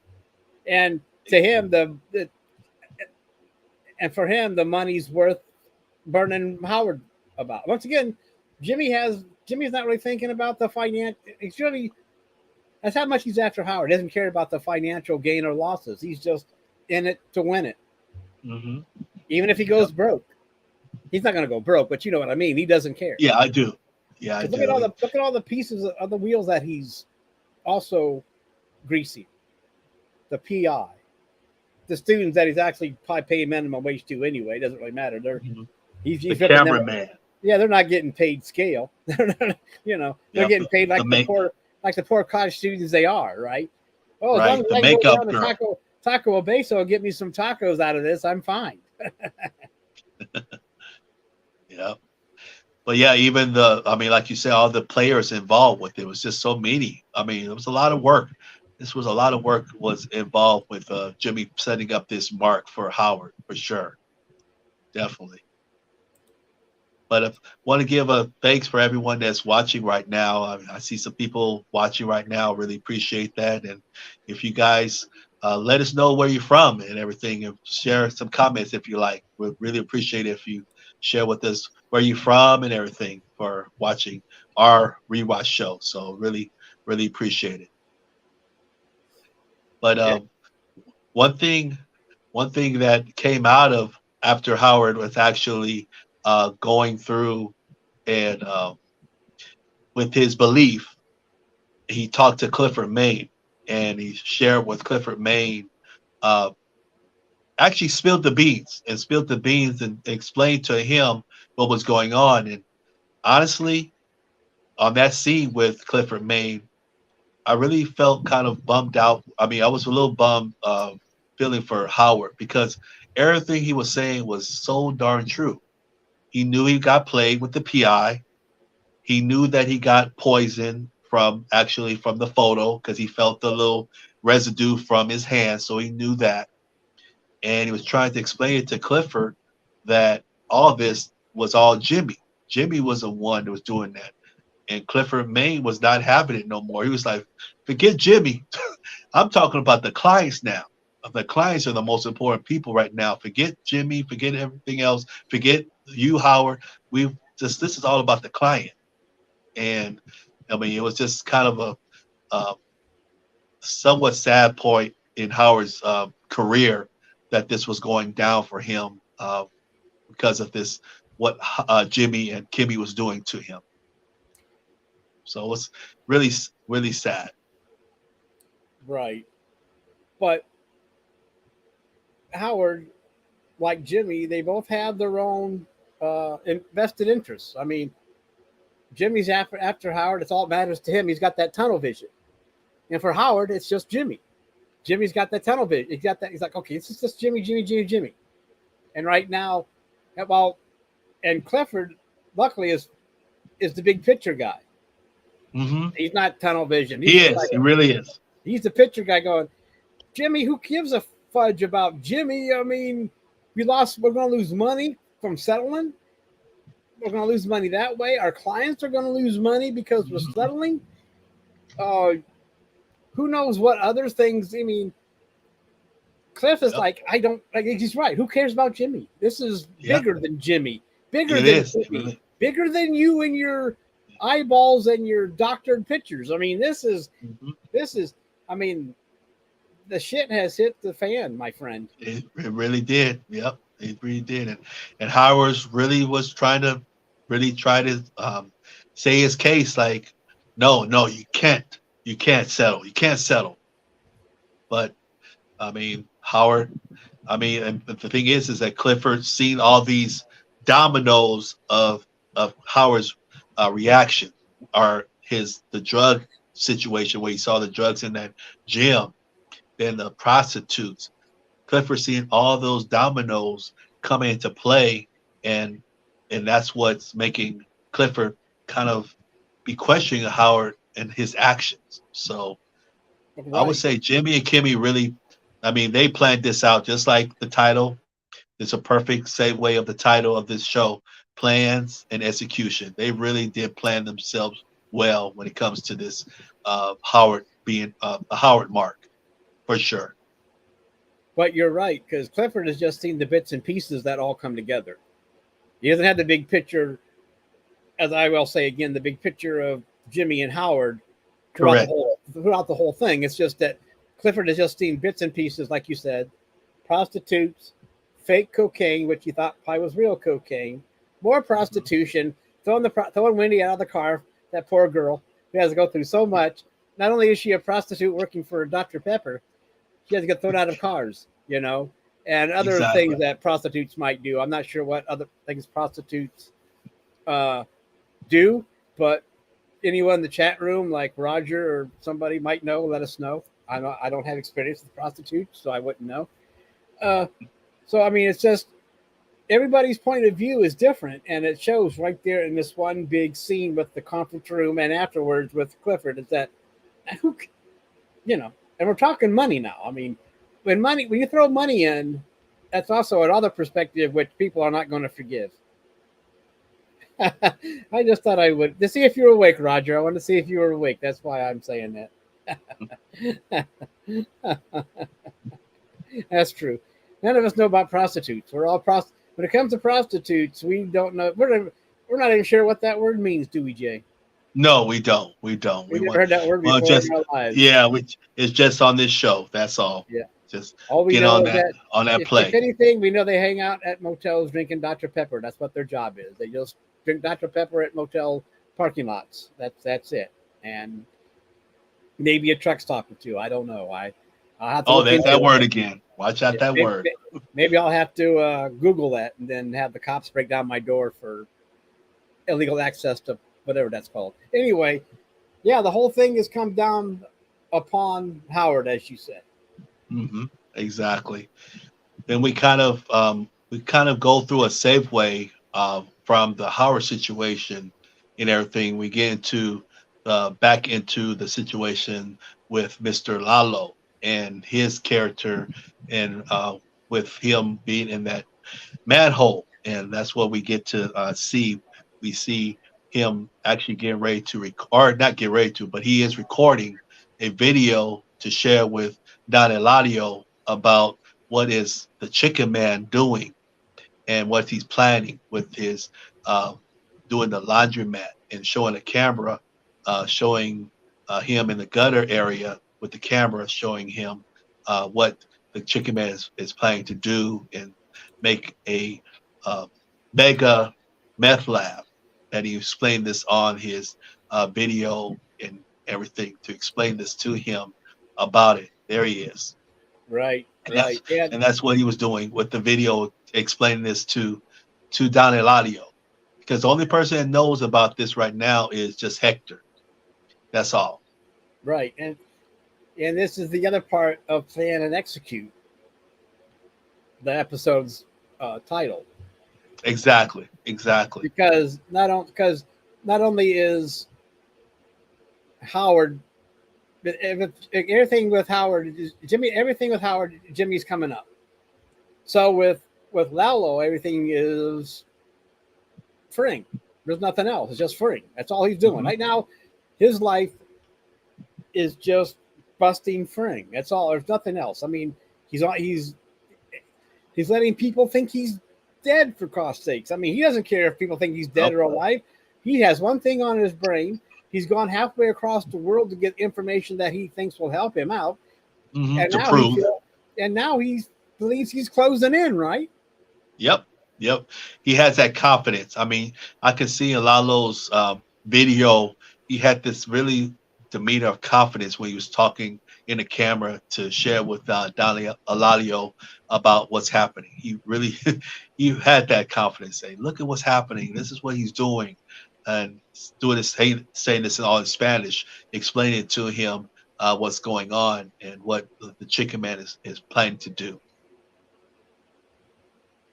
Exactly, and this is it. I mean, now he's got. Anyway, he's videotaping. He's doing the videotape, getting all the proof that he needs to show Balsaw. So he has all, because he knows that he's going to be back in frame because he's an earner, right? He's the earner, so he gets. That's all they care about. That he's giving them. He like it comes down to money. If he's earning all this money, who cares? Who cares why he's digging a hole in the underneath his laundromat? Why should we care? He's giving us.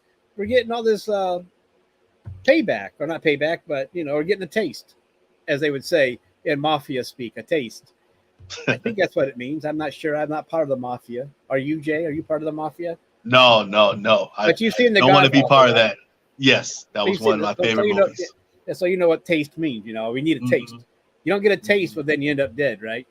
Yes. Gotta watch out. Or you get a horse's head in your bed. So take your pick. Which would you want? We don't want that. Which would you want? Do you want to be dead or a horse's head in your bed? Which would be your choice? Neither. Okay, I didn't give a C, but well, I guess that since there's going to be a C, well then I'll take C2. Neither. I don't want one of them, but I guess I can always clean up after. I guess I can clean the blood off of a horse head. Then I can't clean a bullet out of my brain. So I'll take the horse head. I'll bite the horse head. Anyway, it doesn't matter. Go ahead, yeah, because he's down there now. He's down there. Watch out, Roger. Watch out. Uh-oh. That sounds a little bit extreme out there. But right now we have Lalo being the Mexican and a half shell. Exactly. So then we find out. Now think about it. Now, I mean, all we see now is we're watching this on screen, and when you look at that, do you actually sit back and think about how that must smell? Oh, the area that Lalo was at. Yeah, that's. I mean, he's not really in a sewer. I mean, we all know that's some kind of stage thing. I mean, right, exactly. Sewer. But just imagine. I'm just saying but his character's in a sewer, and but it's not a concrete. It's not a clean place. I mean, this is a sewer, Jay. Yep, he has bottled water. But thinking about you're sitting there hours on end with that stench. Exactly. Okay. He's sacrificing, boy. He is sacrificing. Yeah, but do you think does that aroma go through your nose when you're watching that episode, or you just look at it as just a stagnant picture? Or do you think about that? Oh my God, that has to stink. That has to smell like, oh my God. I would say so. I mean, definitely watching the episode. I agree. When you're watching it, do you or do you not pay attention at the time? No, I watch it because I mean they had even a cockroach in part of the episode too, so it's like it tells you something about the eerie thing. Right. Okay, I guess what I'm trying to ask you is that when you see him sitting in that sewer, does that smell go through your brain? I mean, do you? I mean, I would say a so. sewer. I mean, when you're sitting there like, oh God, it must stink, and you have that all of a sudden that automatic because I mean, you've been in an outhouse or whatever, and you know how badly that smells. So when you're seeing that, you're like, your brain's like all of a sudden, going through all the things like, oh my God, that must stink. Like, how can you survive? How can you sit down there in that stench and in that filth? Also knowing that you're also setting yourself up for disease. Yeah, yeah. It's definitely It seems like, something to imagine on him as far as his thought process when it comes to being in that little all I'm saying is gutter. that when I see that scene, the aroma goes through my brain or whatever my memory processes when I'm watching it. I mean, it's just like, oh my God, that must stink. And it looks like Lalo took his shower too soon. I know, but I feel like they were showing us the process. Maybe the Gold play was just showing us the process that he goes through every single day. That's why I'm thinking that possibly what we saw was one bit of him doing that every single day, of him getting out the manhole. I realize shower. that. I'm just making a joke because he took a shower before he went to the sewer. That's oh, but I see what you're saying. Maybe he climbs out of that sewer every morning and goes and does that every day. Mm-hmm. Okay, I see what you're saying. Yeah, that's what I'm thinking. There's only so long. There's only so long that shower is going to last you sitting in the sewer. True. But anyway, his plan is hope. But plan he's hoping that he doesn't. He kind of gets out of that and just pretty much. I mean, this takes a whole different meaning to the term. Don't eat where you shit, or don't shit where you eat, or whatever. Yeah. Luckily, he's just drinking, not eating down there. That would really be disgusting. Very true. Go ahead, Jay. I got us way off track again. No, it's okay. There's things that cross through my brain. We'll get through that. I'm just trying to figure out, like, when you see something, do you also associate a smell to something you're watching? Not just stench, but anything. Like, to me, are all your senses involved when you see something? I would say so when it comes to shows and any type of show when it comes to these type of things, because just this compared to the situation with Nacho being in that tank filled with the oil and everything, that's another type of visualization. It's like, how can you handle something like that and everything? So it's like those type of images are kind of really, really challenging to see on screen, and then imagine yourself being in that situation where exactly. Yeah. I can't say that I always have that happen, but there are times when you're watching something, especially when you watch it multiple times, like we have doing our rewatch, and going back to Nacho being in that tank. Not only are you feeling that stick. I mean, you know how the texture of oil. Exactly. I mean, you might not pour it all over your body, but you know enough that, oh my God, you've gotten it on yourself. You're like, oh, that you know how that feels. You try to imagine your whole body covered in the stuff. You know that it's not exactly easy to get off. You know it's kind of sticky, and you know it has a certain smell too. Exactly. So I guess I'm trying to figure out if both of us get the surround sense, the sense. You use all our senses when we watch. You see, like, that must be sticky. It must stink. I don't want to do that. Right. But they got to do it to survive. They have to survive. I mean, for Nacho, yes. Plus, you don't want to hang out in a flower shop either, because if all those flowers competing for your scent, for your nose, it's still overwhelming, and it still gets old after a while. That's no matter what. There's one thing to have like one smell coming through, but to have a whole flower shop driving through your brain, like, oh my God, that's too much. I got to get out of here. I mean, there's only so much Old Spice you can wear. I know, exactly. Very, very true. Very true. Well, anyway, move us along here, Jay, please. No, it's okay. What happens where Lalo was in there doing the video, and then right after the video, he started getting his cell phone, and from his cell phone, he actually was getting ready to give Hector a call to kind of tell him the news and try to get that going. So one thing that happened, and I guess Lalo didn't realize it. He was kind of really surprised. So funny.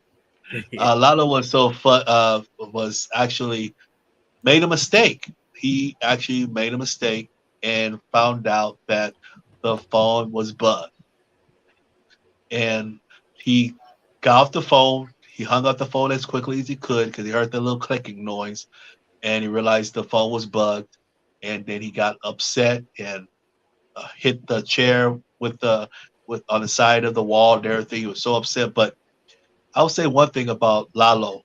He has I guess a cool a cool way of being upset, in my opinion. He was upset, but I mean he got a little ranicky with the chair, but he was still calm still.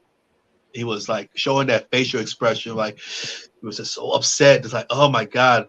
I mean, I just made a mistake. I didn't realize that the chicken man was very, very smart to bug the phone to the senior care living place where Hector was. That was very, very smart. And that's what Lalo was saying. Smart man, smart chicken man, smart chicken man. So it was pretty funny how he came and everything. And he kind of had to pause for a second. And then what he did after that is he called again. And this time he knew it was bugged. So he knew whatever he was going to say, that they were going to hear it and know what's going to happen.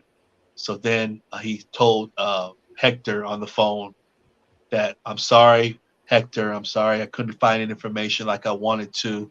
I got to go with plan A.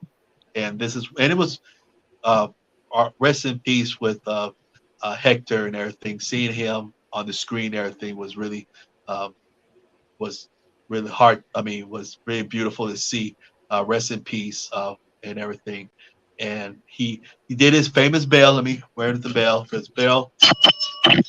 And he did so much that Lalo was like, Lalo just knew he was not happy, but this is what Lalo had to do because his plan of telling him on the phone kind of sabotaged because he knew he was bugged and he couldn't really tell him, and he didn't want Gus to know. So that's why he said all that, and he was going to do plan A, which we don't know what plan A is. That's one thing. We didn't know what Lalo's plan A was. So that's what we come across, and this is how that scene went through. What would you think? What was your thinking on that situation with Lalo and Hector and his reaction? Well, I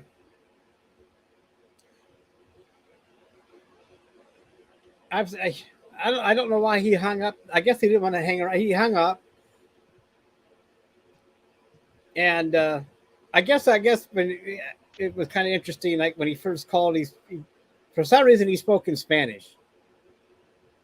Yes. Instead of just being, I mean, not to be racist, but I mean, he spoke. It would have saved a lot of time if he would have just spoken English instead of going right to Spanish.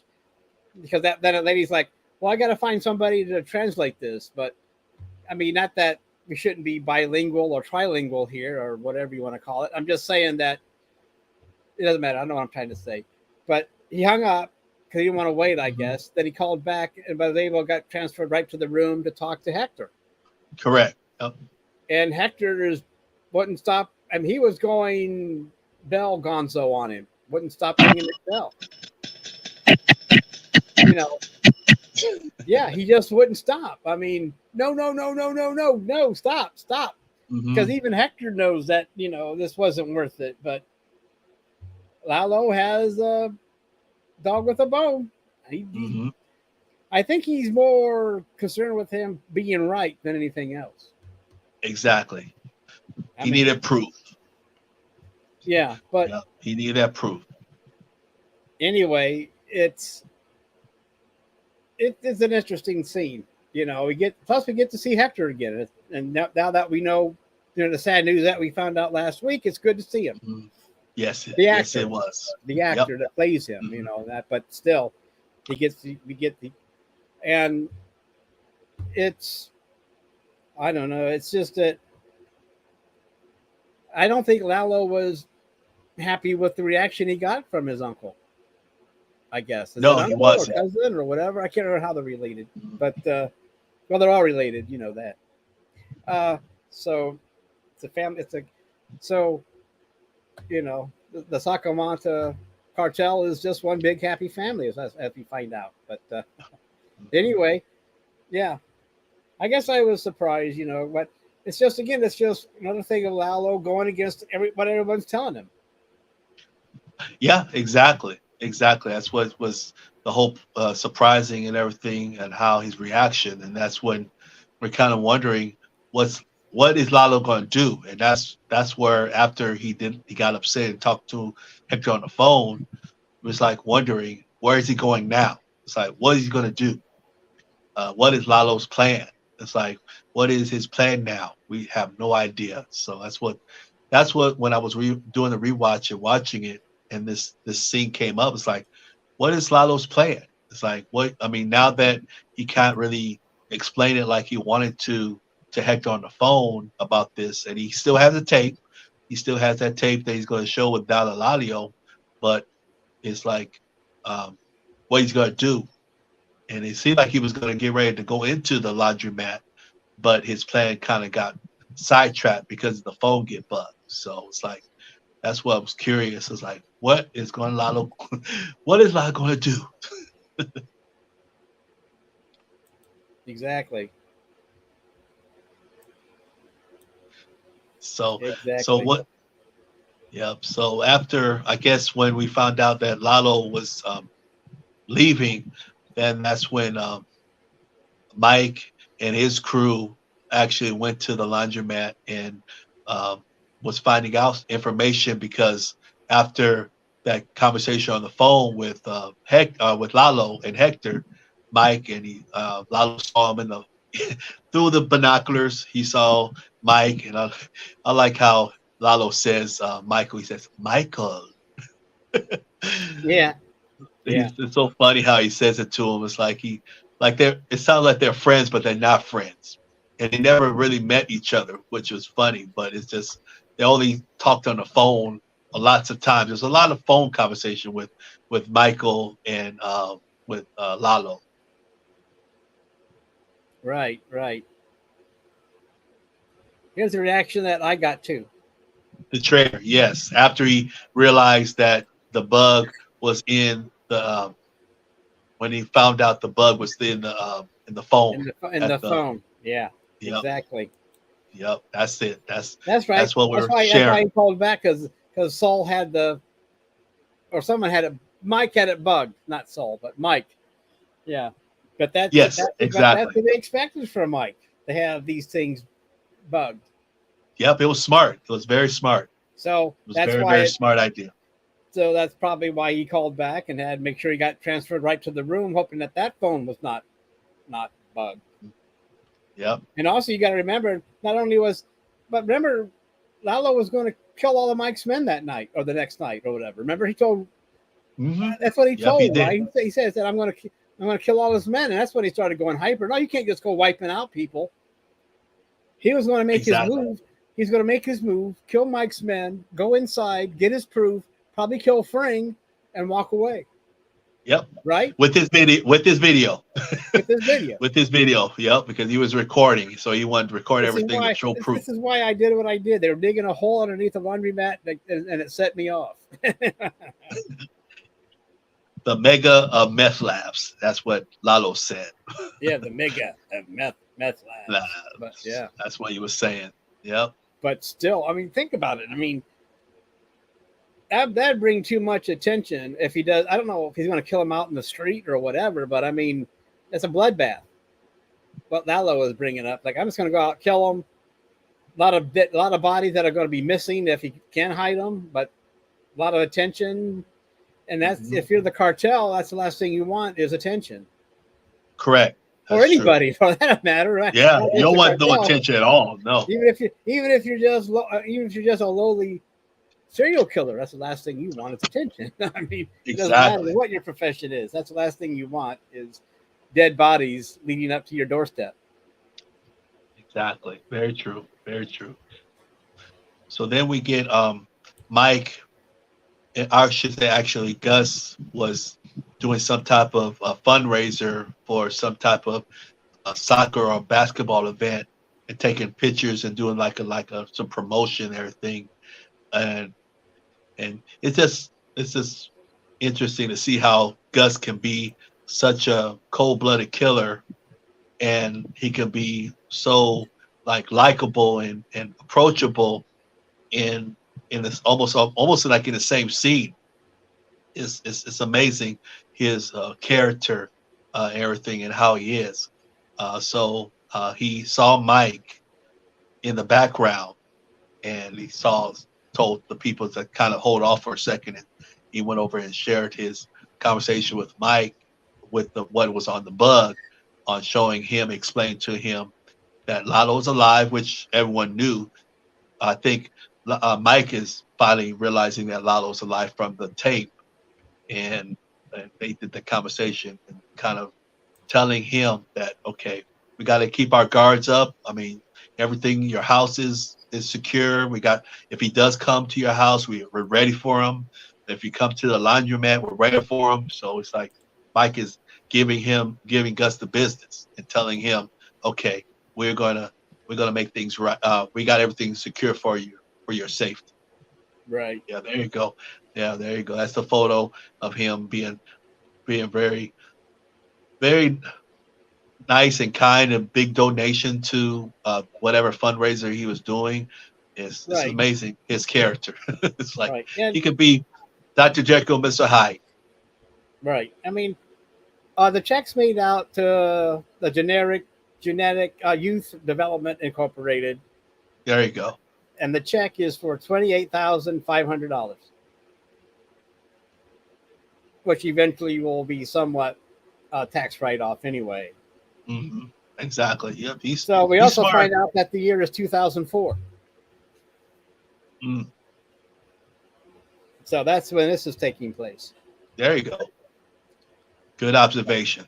Well, that's what happens when you can actually freeze a frame and take the time to read it. But Mhm. other than that, if while it was in motion, there was no way I was going to figure that out. But since I froze, I said, "Oh yeah."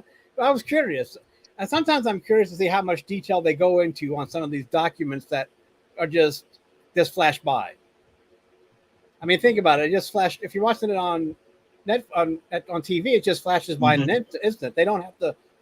They could just have anything on there. Actually, it could just say $10, and then we wouldn't know the difference. But Right. Exactly. They know it's a check. now that with streaming and being able to pause live TV for the last decade or so, and then high def, you can, read the fine print, as they would say, and some That's of this true. stuff. So they just can't be blah blah blah anymore like they used to be, because somebody will be able to figure it out unless they want to make it all look scratched out or blurry. But anyway, hold on.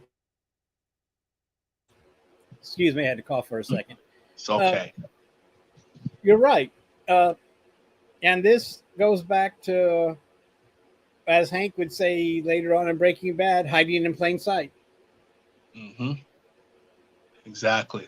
I mean, Exactly. he's in this gym. He's all by himself. There's no guards around this man, even though he fears that his life's in danger. Hmm. I mean, Mike might be outside, but then Mike, like you say, Mike's in the doorway. He talks to him and convinces him that he better leave because Yeah, he doesn't know where Lalo might Lalo come. is. Yeah, Lalo. Yeah, exactly. And Gus was very confident. He saying to Mike, like, I don't think he would do this. Not here. Oh yeah, he's trying. Yeah, he's trying to Try to think. Gus friend's voice. Yeah, Try to do his imitation of him, but try yeah, my best. But right. that's what he would kind of No tell one him. can do. I don't think anybody can do Fring but Fring, or the actor Yeah, that plays Fring. I mean, I've yeah, seen him in a lot of roles, and that's just one of the many voices that are characters that he plays. I mean, Mhm. so, I mean, if Exactly. you're anyway, yeah. So you might, that's what happens when you get a little cocky and thinking, well, that won't happen here. Well, it happens here. Okay. Yeah. You gotta be prepared no matter what. And that's one thing. I mean, Mike was telling him, it's like, hey, I mean, he could be anywhere. I mean, you never know. He might, Right. from that video, that bug, that was just now. I mean, it was not like a week or two. That was just like now. So Lalo might be on the hunt for you to get you. So you better be on your toes. And as they say, know your enemy. And if you don't think Lalo would strike there, then you don't know him very well. Exactly. Of course, he'd have to take out Fring and an auditorium full of kids, which would also be a lot of exposure that you don't want, especially if you want to take out children. You're really going to be under, there's going to be a lot of people after you then, not just the local people, but you're going to have everybody. But still, the thing is, when you're in that kind of life, or even any kind of life these days, you have to be on guard at all times, no matter where you're at. As you know, you're not safe. Every day we read about people getting shot at Walmart or some local store or out in the middle or out, anywhere. I mean, it's weird, and it might sound paranoid, but you always got to be looking over your shoulder this day and age, because there always can be an active shooter, and there's no such place as being safe anymore. Just don't know. Exactly. Just don't know. Yep. Unless you're one of the privileged people that live in a privileged area, maybe. But even then, it's starting to encroach on those areas as well. So anyway, done with that. Yeah. So Mike kind of reminds them, you sure about that? So then Frank's like, I got to cut it short, and we move on. Exactly. And then we go into the next scene where we have Jimmy and Kim are at home at their apartment, pretty much celebrating their success on doing the mark for Howard.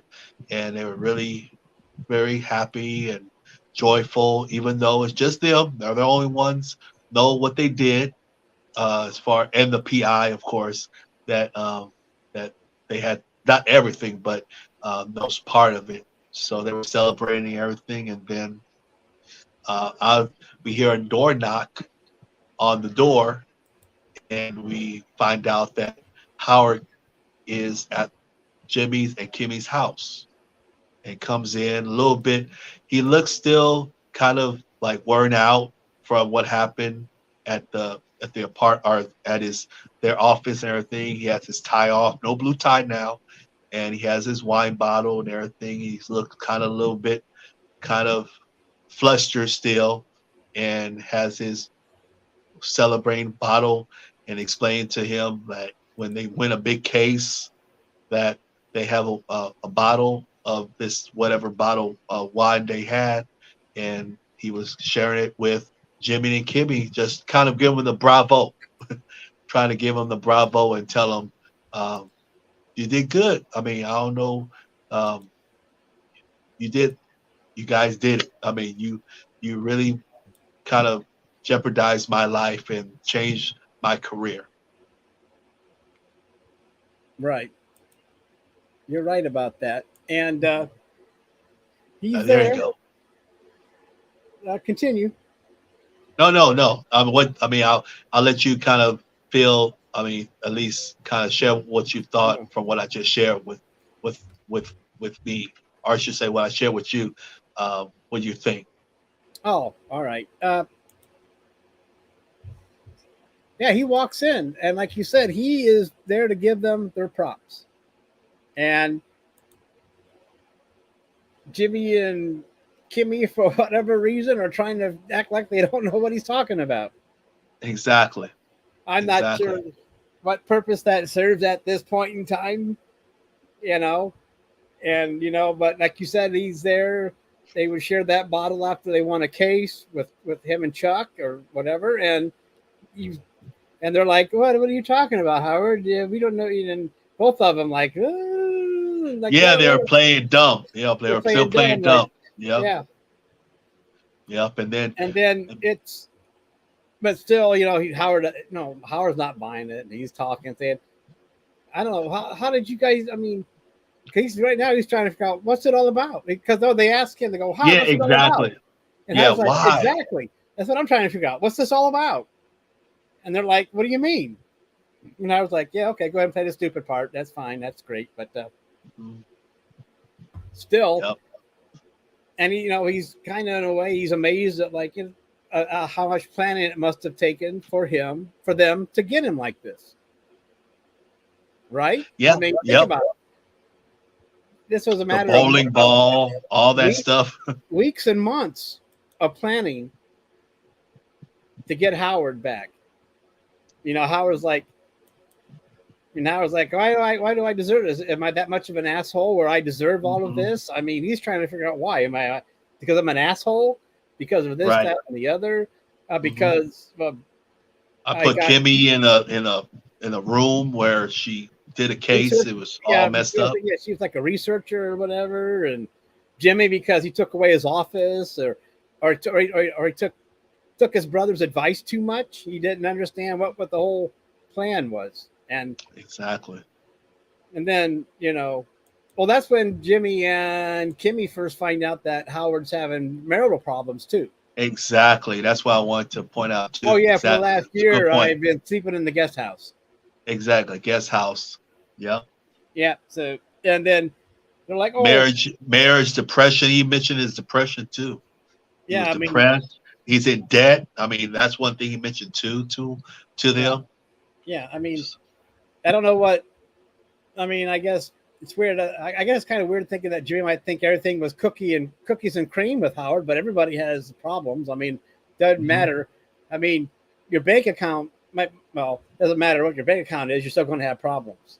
Yeah. You Yeah. might be able to deal with them better with being able to buy extravagant things and paying off certain people, but still, at the end of the day, you're still going to have problems. And he might have this successful career or whatever you want to call it, but he's still having marital problems. We know he's Mhm. seeing a counselor for his depression and plus his marital issues. Yep. We know that he probably didn't need to piling on as and in a way, it serves as a sort of purpose that Howard's not.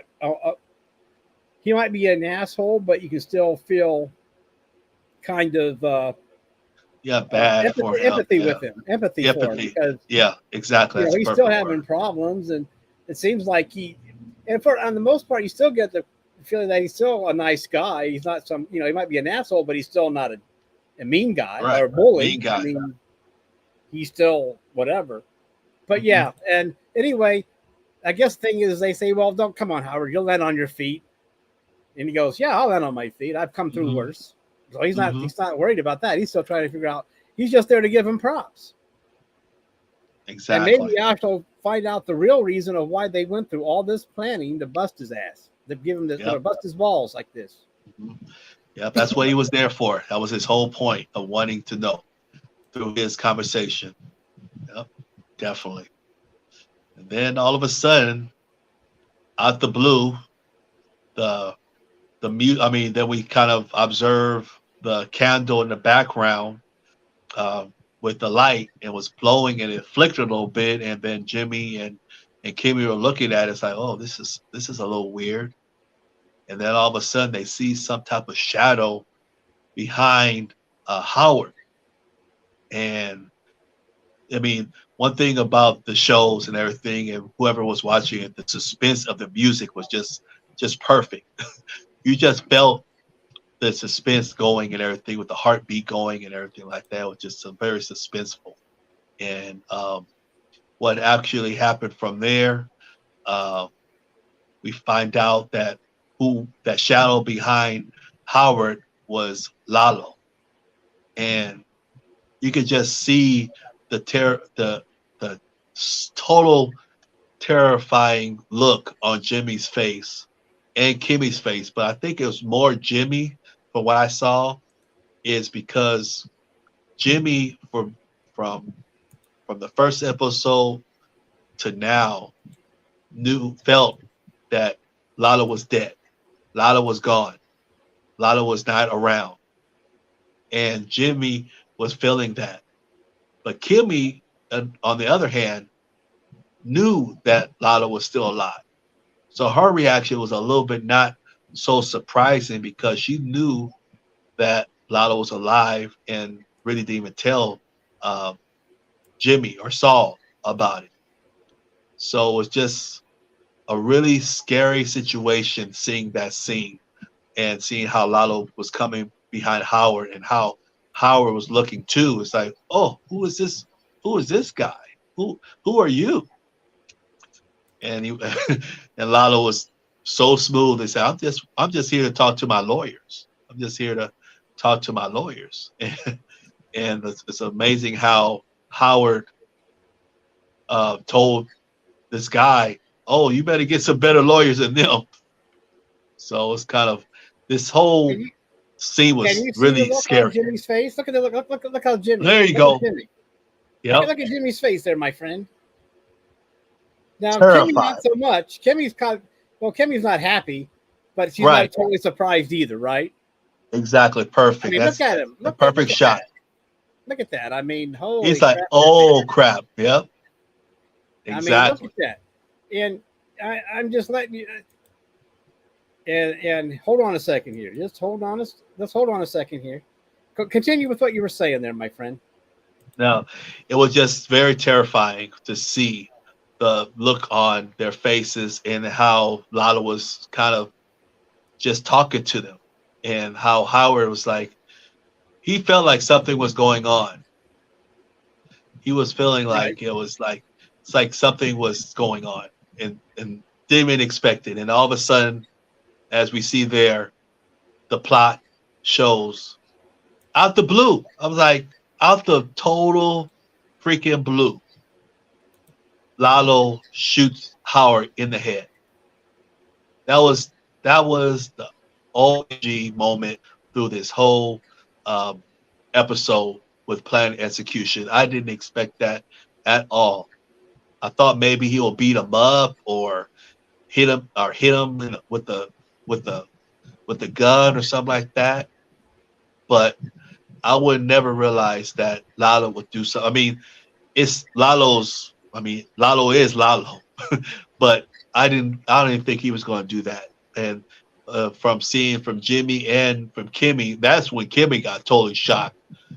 Oh, and her face changed a lot from that, seeing Howard getting shot. So, and then he was like telling both of them, let's talk. Lalo was just a mean dude, just a mean dude, cold-blooded, but still like calm with his reactions. So that's kind of how the episode kind of ends off, is him saying, let's talk. Right. So,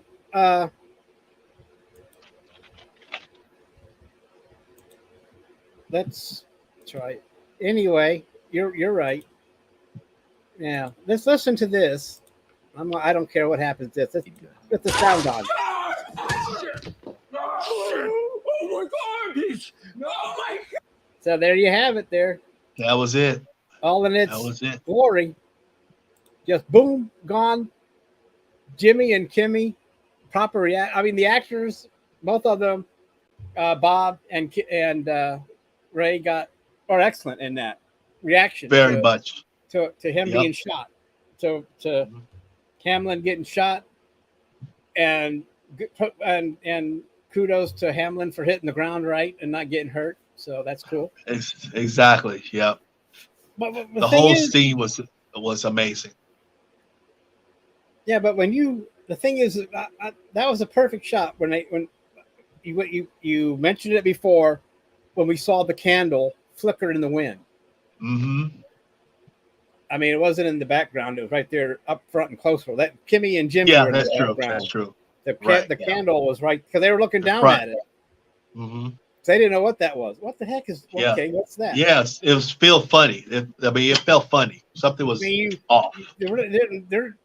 That sequence alone didn't require any verbiage, didn't require any music, just their expression and that candle flickering.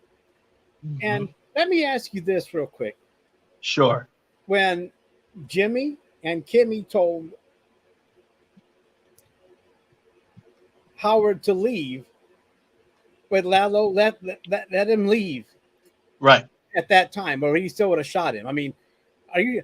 I don't think no matter what. I think at that time, as soon as Lalo saw Howard, he was done. I don't think there was any leaving. Like, I didn't see nothing. Oh, there's nothing over here. I think once Lalo walked in that door, Howard was dead. I mean, it doesn't matter what happened. It didn't matter if he walked out at that moment or stood where he was. Lalo was going to shoot him because what's Lalo's motto? No witnesses left behind. That's right. That's right. Yep. And the phrase for Howard is wrong place at the wrong time. That was definitely for Howard's sake and everything.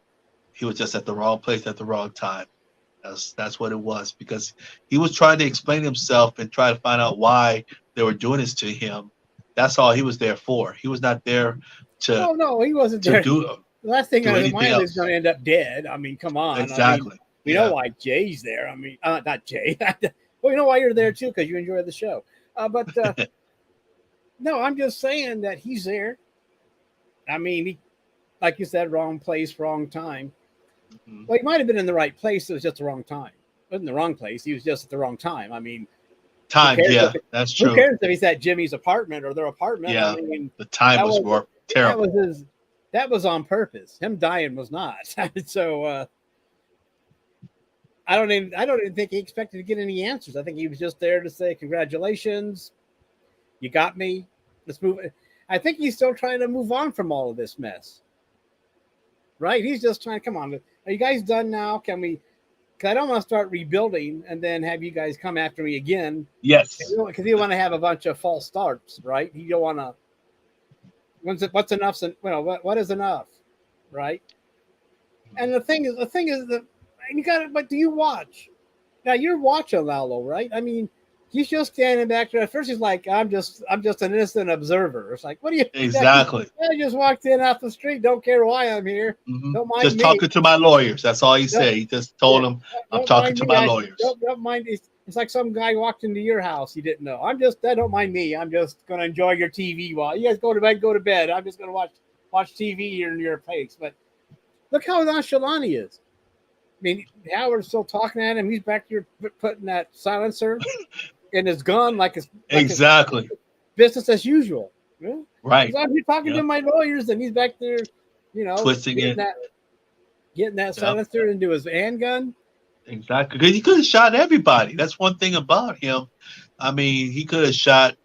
I mean, we just didn't know what was happening to him, or I should say, what was going to happen to the characters that were there. Because Howard was there, Jimmy was there, Kimmy was there. He was twisting the silencer. I mean, he could have. I mean, everybody just don't know. So it was just scary. I mean, they were so terrified. I mean, I could just see all the expressions on their face, except for Howard. Howard just clueless. That's the only person out of the whole people he was clueless because Howard. I'm not Howard, but Jimmy knew Lalo. Kimmy knew Lalo, of course, but Howard doesn't know who this man is. So his expression was just totally shocked and somewhat what's going on type of look. So it's like it was a trip. It was a really, I mean, that whole scene at their apartment was just gut wrenching and very unexpected. I mean, I didn't expect it to. I mean, it was something like you asked that question. It was expected when Lalo was there, but I didn't know he was going to do that. I really didn't know. I thought he maybe showed him at his leg or shoot him somewhere else, but like to shoot him like cold-blooded right in the head, I didn't see that coming at all. So he was shocked. To go over this, it's Lalo. Howard getting shot was cut together perfectly because it came out of nowhere. I mean, we were fans. We were watching Jimmy and Kimmy reaction while Howard talks. Next thing you know, we see him shot. We hear the gunshot. He falls on the ground. We know Howard's on the ground; he's dead. And then screaming and mayhem take place. And then he does this. Yeah, because they're making too much noise. Even though I mean, there's a reason he used that silencer on his gun. He didn't want to make a lot of noise. Alert the neighbors that there's mayhem going on. Right? Yeah. This is the apartment. That's true. No. Anyway, it doesn't matter. I mean, the thing is, Howard doesn't live in that world. Jay. Nope, he doesn't. Never did. This whole season, I mean, the whole thing from Jimmy going from being Jimmy to Saul is that he gets involved with the cartel, starts living in this violent life, and at first, and still does in a way, catches him by surprise too when he witnesses it. But Howard doesn't live in this violent world. He doesn't live with criminals. He doesn't go have deals with the cartel where people get shot. He's a lawyer. I mean, he's a successful, legitimate lawyer that runs a legitimate lawyer business. He doesn't deal with any of these shenanigans outside the courtroom or inside the courtroom. He might pull his lawyer tricks, but nothing that's illegal or unethical. Well, I can't go that far with the lawyers, but I'm sure they're unethical in some terms. I'm just saying he doesn't live in that world of violence. I mean, like you and I, we get our violence, we get our violent fix on TV. We don't walk out on the street looking for it. No. At least I don't. No, not me. No, not at all. I want to watch some violence. I just turn on some TV, and that's where I get plenty of violence there. I don't need any more out on the street tonight. Exactly. But it was cut together, so even if you were kind of expecting it, it caught you unawares. Exactly. Very true. I don't know if I go with you trying to think he's going to shoot him in the leg. This is Lalo. You don't think so? It's what? Maybe true. You got a point there. Then you got Howard needing to go to the ER, which brings in the cops. Yeah, there's a lot of more questions. What happened if he did that? That's true. It's not like in the old days where you went to the hospital, they took out the bullet, and you went home. Now they got to alert everybody in law enforcement. Oh, he got shot, and then they call everybody on. Everybody shows up, want to know how you got shot. And why you get shot? Who shot you? What's going on? Right. Your best case is like, I accidentally shot myself. I'll clean up my gun, and then hopefully that appeases them enough to go away. But still, you can't unless you know the veterinarian, like Saul, Jimmy does. He go down that veterinarian and say, "Okay, I know a guy. Actually, I know the guy. I don't have to worry about know a guy who knows the guy because I know the guy that will take that bullet out without any questions asked." Right? He knows a veterinarian that we saw in the last episode.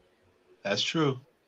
Yep. But I remember that. That's true. So anyway, it was just cut together. I mean, that whole scene was put together brilliantly. It was written. Yep. It was written great too. And the whole thing. This is what we expect from Better Call Saul. Is that this is AAA storytelling. I agree. This isn't something you're going to find on Sci-Fi. There's actually thought and creativity going on AMC programs, and they're able to find great actors, character actors, whatever, on these Breaking Bad or mostly any AMC show. You're going to find that they don't screw around. When they went from, there's pre Mad Men and then there's post Mad Men for AMC. Mm-hmm. Okay. Right. So I guess you would call it PMM, right? Or BMM and AMM, I guess. I don't. Whoever, you know what I mean? I mean, they switched gears. Yes. And Mad Men started it off, and things got progressively better and maybe even more adult as time went on. I mean, Sci-Fi and AM and A&E are still, little children's networks. They don't care about what they do over there. I mean, if you want to watch a nice little child's program, that's where you go. And also low budget. And all I'm saying, it doesn't matter. This is a well put together show. Yes. They planned it out. I don't know. And it's halftime. After the death of Howard, it's halftime. I mean, the episode ends. Howard's dead. Now It's what? like, yep. What's next? What is next? Jimmy and Kimmy next? Right? I mean, we don't think so because, well, they're the stars. Thanks for joining us, Raj. Have a good evening. Take your pain meds. Feel better. Adios, amigo. Thanks, But Roger. anyway, Appreciate you. but not adios us yet, because we have, I just say it's halftime, and it ends. And what a halftime. And the thing is think about this. I mean, I don't watch this on AMC, so when I watched it, I just can watch it straight through on Netflix. Okay. Me too. I was the same way also. So I don't have that thing of like, oh my God, I got to wait 2 months to watch the rest of it. Now what? Now what? Now what? How long the break is? 2 months, whatever it is. There's always a break. There's a break there. Yep. Because because now that programs on AMC that get more than 8 episodes, they now have a halftime with all of them. Like same thing with Walking Dead. They get to the halfway point. They take a winter break or whatever break, and you come back and watch the rest of it. Exactly. It makes good sense too, because okay, well, if I have a cliffhanger in the middle of it and they come back and then they're talking about it in the off season, they come back for the second half and we boost our ratings some more. And so what I'm saying is, since we get to binge it, we don't have that suspense during a break, Jay. Right. Yeah. I mean, exactly. yeah, I miss agree it with while it's you on going that live. part. I do miss it when it's going live, going week to week. But I guess it's not that expensive to get AMC through Amazon, but I can do without for now. I mean, it's not a big deal. But then again, I'd rather binge watch than go week to week. I'm too spoiled that way. Me too. That's why Amazon pisses me off when they want to go week to week, or Paramount's like, oh, come on, that's not the definition of streaming. No. Streaming, you're being a network. Streaming, you're being a network. I might as well, go back to cable and watch ABC and have commercials and week to week. There's a reason I pay for streaming. That's to watch it without commercials and watch it as much or as less as I want to. 100%. Yep. That's my, and it looks like you agree with me, Jay. There's 100%. Yeah. Some of us, we don't have that built in, where we don't have that patience. We want it now. Now. But anyway, that's why I called this the halftime episode in a description, because this would be the halftime. For us, there is no halftime. We'll be back again next week, same time. Next week. Same day. Yep. But a different episode, because it'll be episode 8. Yep. Point and shoot. Point at shoot. I think about that. Mm-hmm. Think about how this episode ended. And now we're going to start the next episode with point and shoot. Oh my God. Do they actually get shot? Who knows? But all I'm saying is we're in the last legs of Better Call Saul, the series. Not just the season, but the whole series. Everything now is, well, I'm not going to say downhill, but everything now is we're ready. We're building up to the climax. Even there you more go. Up.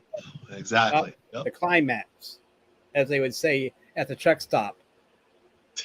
There you go.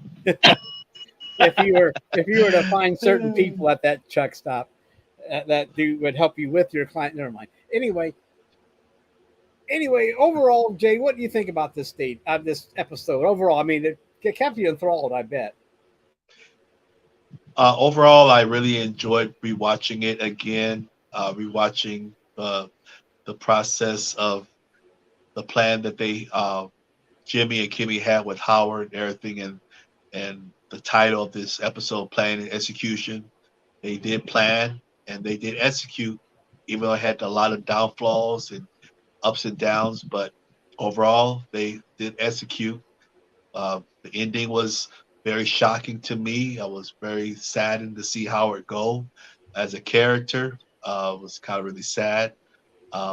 Overall, I really, really enjoyed it. The music, the suspense, the Coldplay that they have for this one definitely tied into everything with Lalo in the gutter and everything. So that's one thing. Everything that happens in each episode kind of ties in together, and it really makes you hungry to want to go see the next episode and watch it. So that was my 2 cents of this episode. Well, I agree with you. I mean, this, as far as, well, any kind of, whether it be a season ender or a series end, a season or halftime, it's the same thing. It works on any level, series, I mean, mid-season or season. I mean, and I enjoyed it. I like where everything has come together, all the way from, why we're, like I asked you earlier, why was Jimmy and Kimmy at the veterinarian? I didn't know why they were there. I thought I was supposed to know. Mm-hmm, But then it comes into play this episode. Oh, that's why he was there. Exactly. Because sometimes you ask that question thinking, did I miss something? Yeah. Makes you think. And it's hard to tell when you actually binge watch something, or you're watching it like, wait a minute, did I miss something in a previous episode? Not knowing that it's like it's a seed for something that's going to happen later on. Mm-hmm. But anyway, I like this episode, as all of them. I enjoy going over these episodes, even though they go twice as long as the actual episode. I know. But like I said before, we go balls deep, which actually means you just can't get in and out. Nope. No, not like if you're at the truck stop. You There you go. Take your time and enjoy it. So yeah. Right. Anyway, I hope you can join us next week as we pick up episode 8, Point and Shoot, with my friend Jay. Yes. And I'll be there too. I can't, unless Jay kicks me off the program, then I won't. But other than that, I'll be there. No, and we'll be here. And we'll both be wearing our Truck Stop baseball caps. Yep. So, I don't know what the hell that is. I guess we'll have to go to a truck stop and buy a baseball cap, Jay. Maybe that's maybe we gotta do some observation. Yeah. Maybe, I don't know. I don't want to get that. I don't want to go into that much character for this show. Anyway. But thank you guys who is here live. Thank you for watching. Rest of your evening. Have a safe week, and we will catch you here next Sunday at 6 East, 3 Pacific. Yes. Thanks, guys.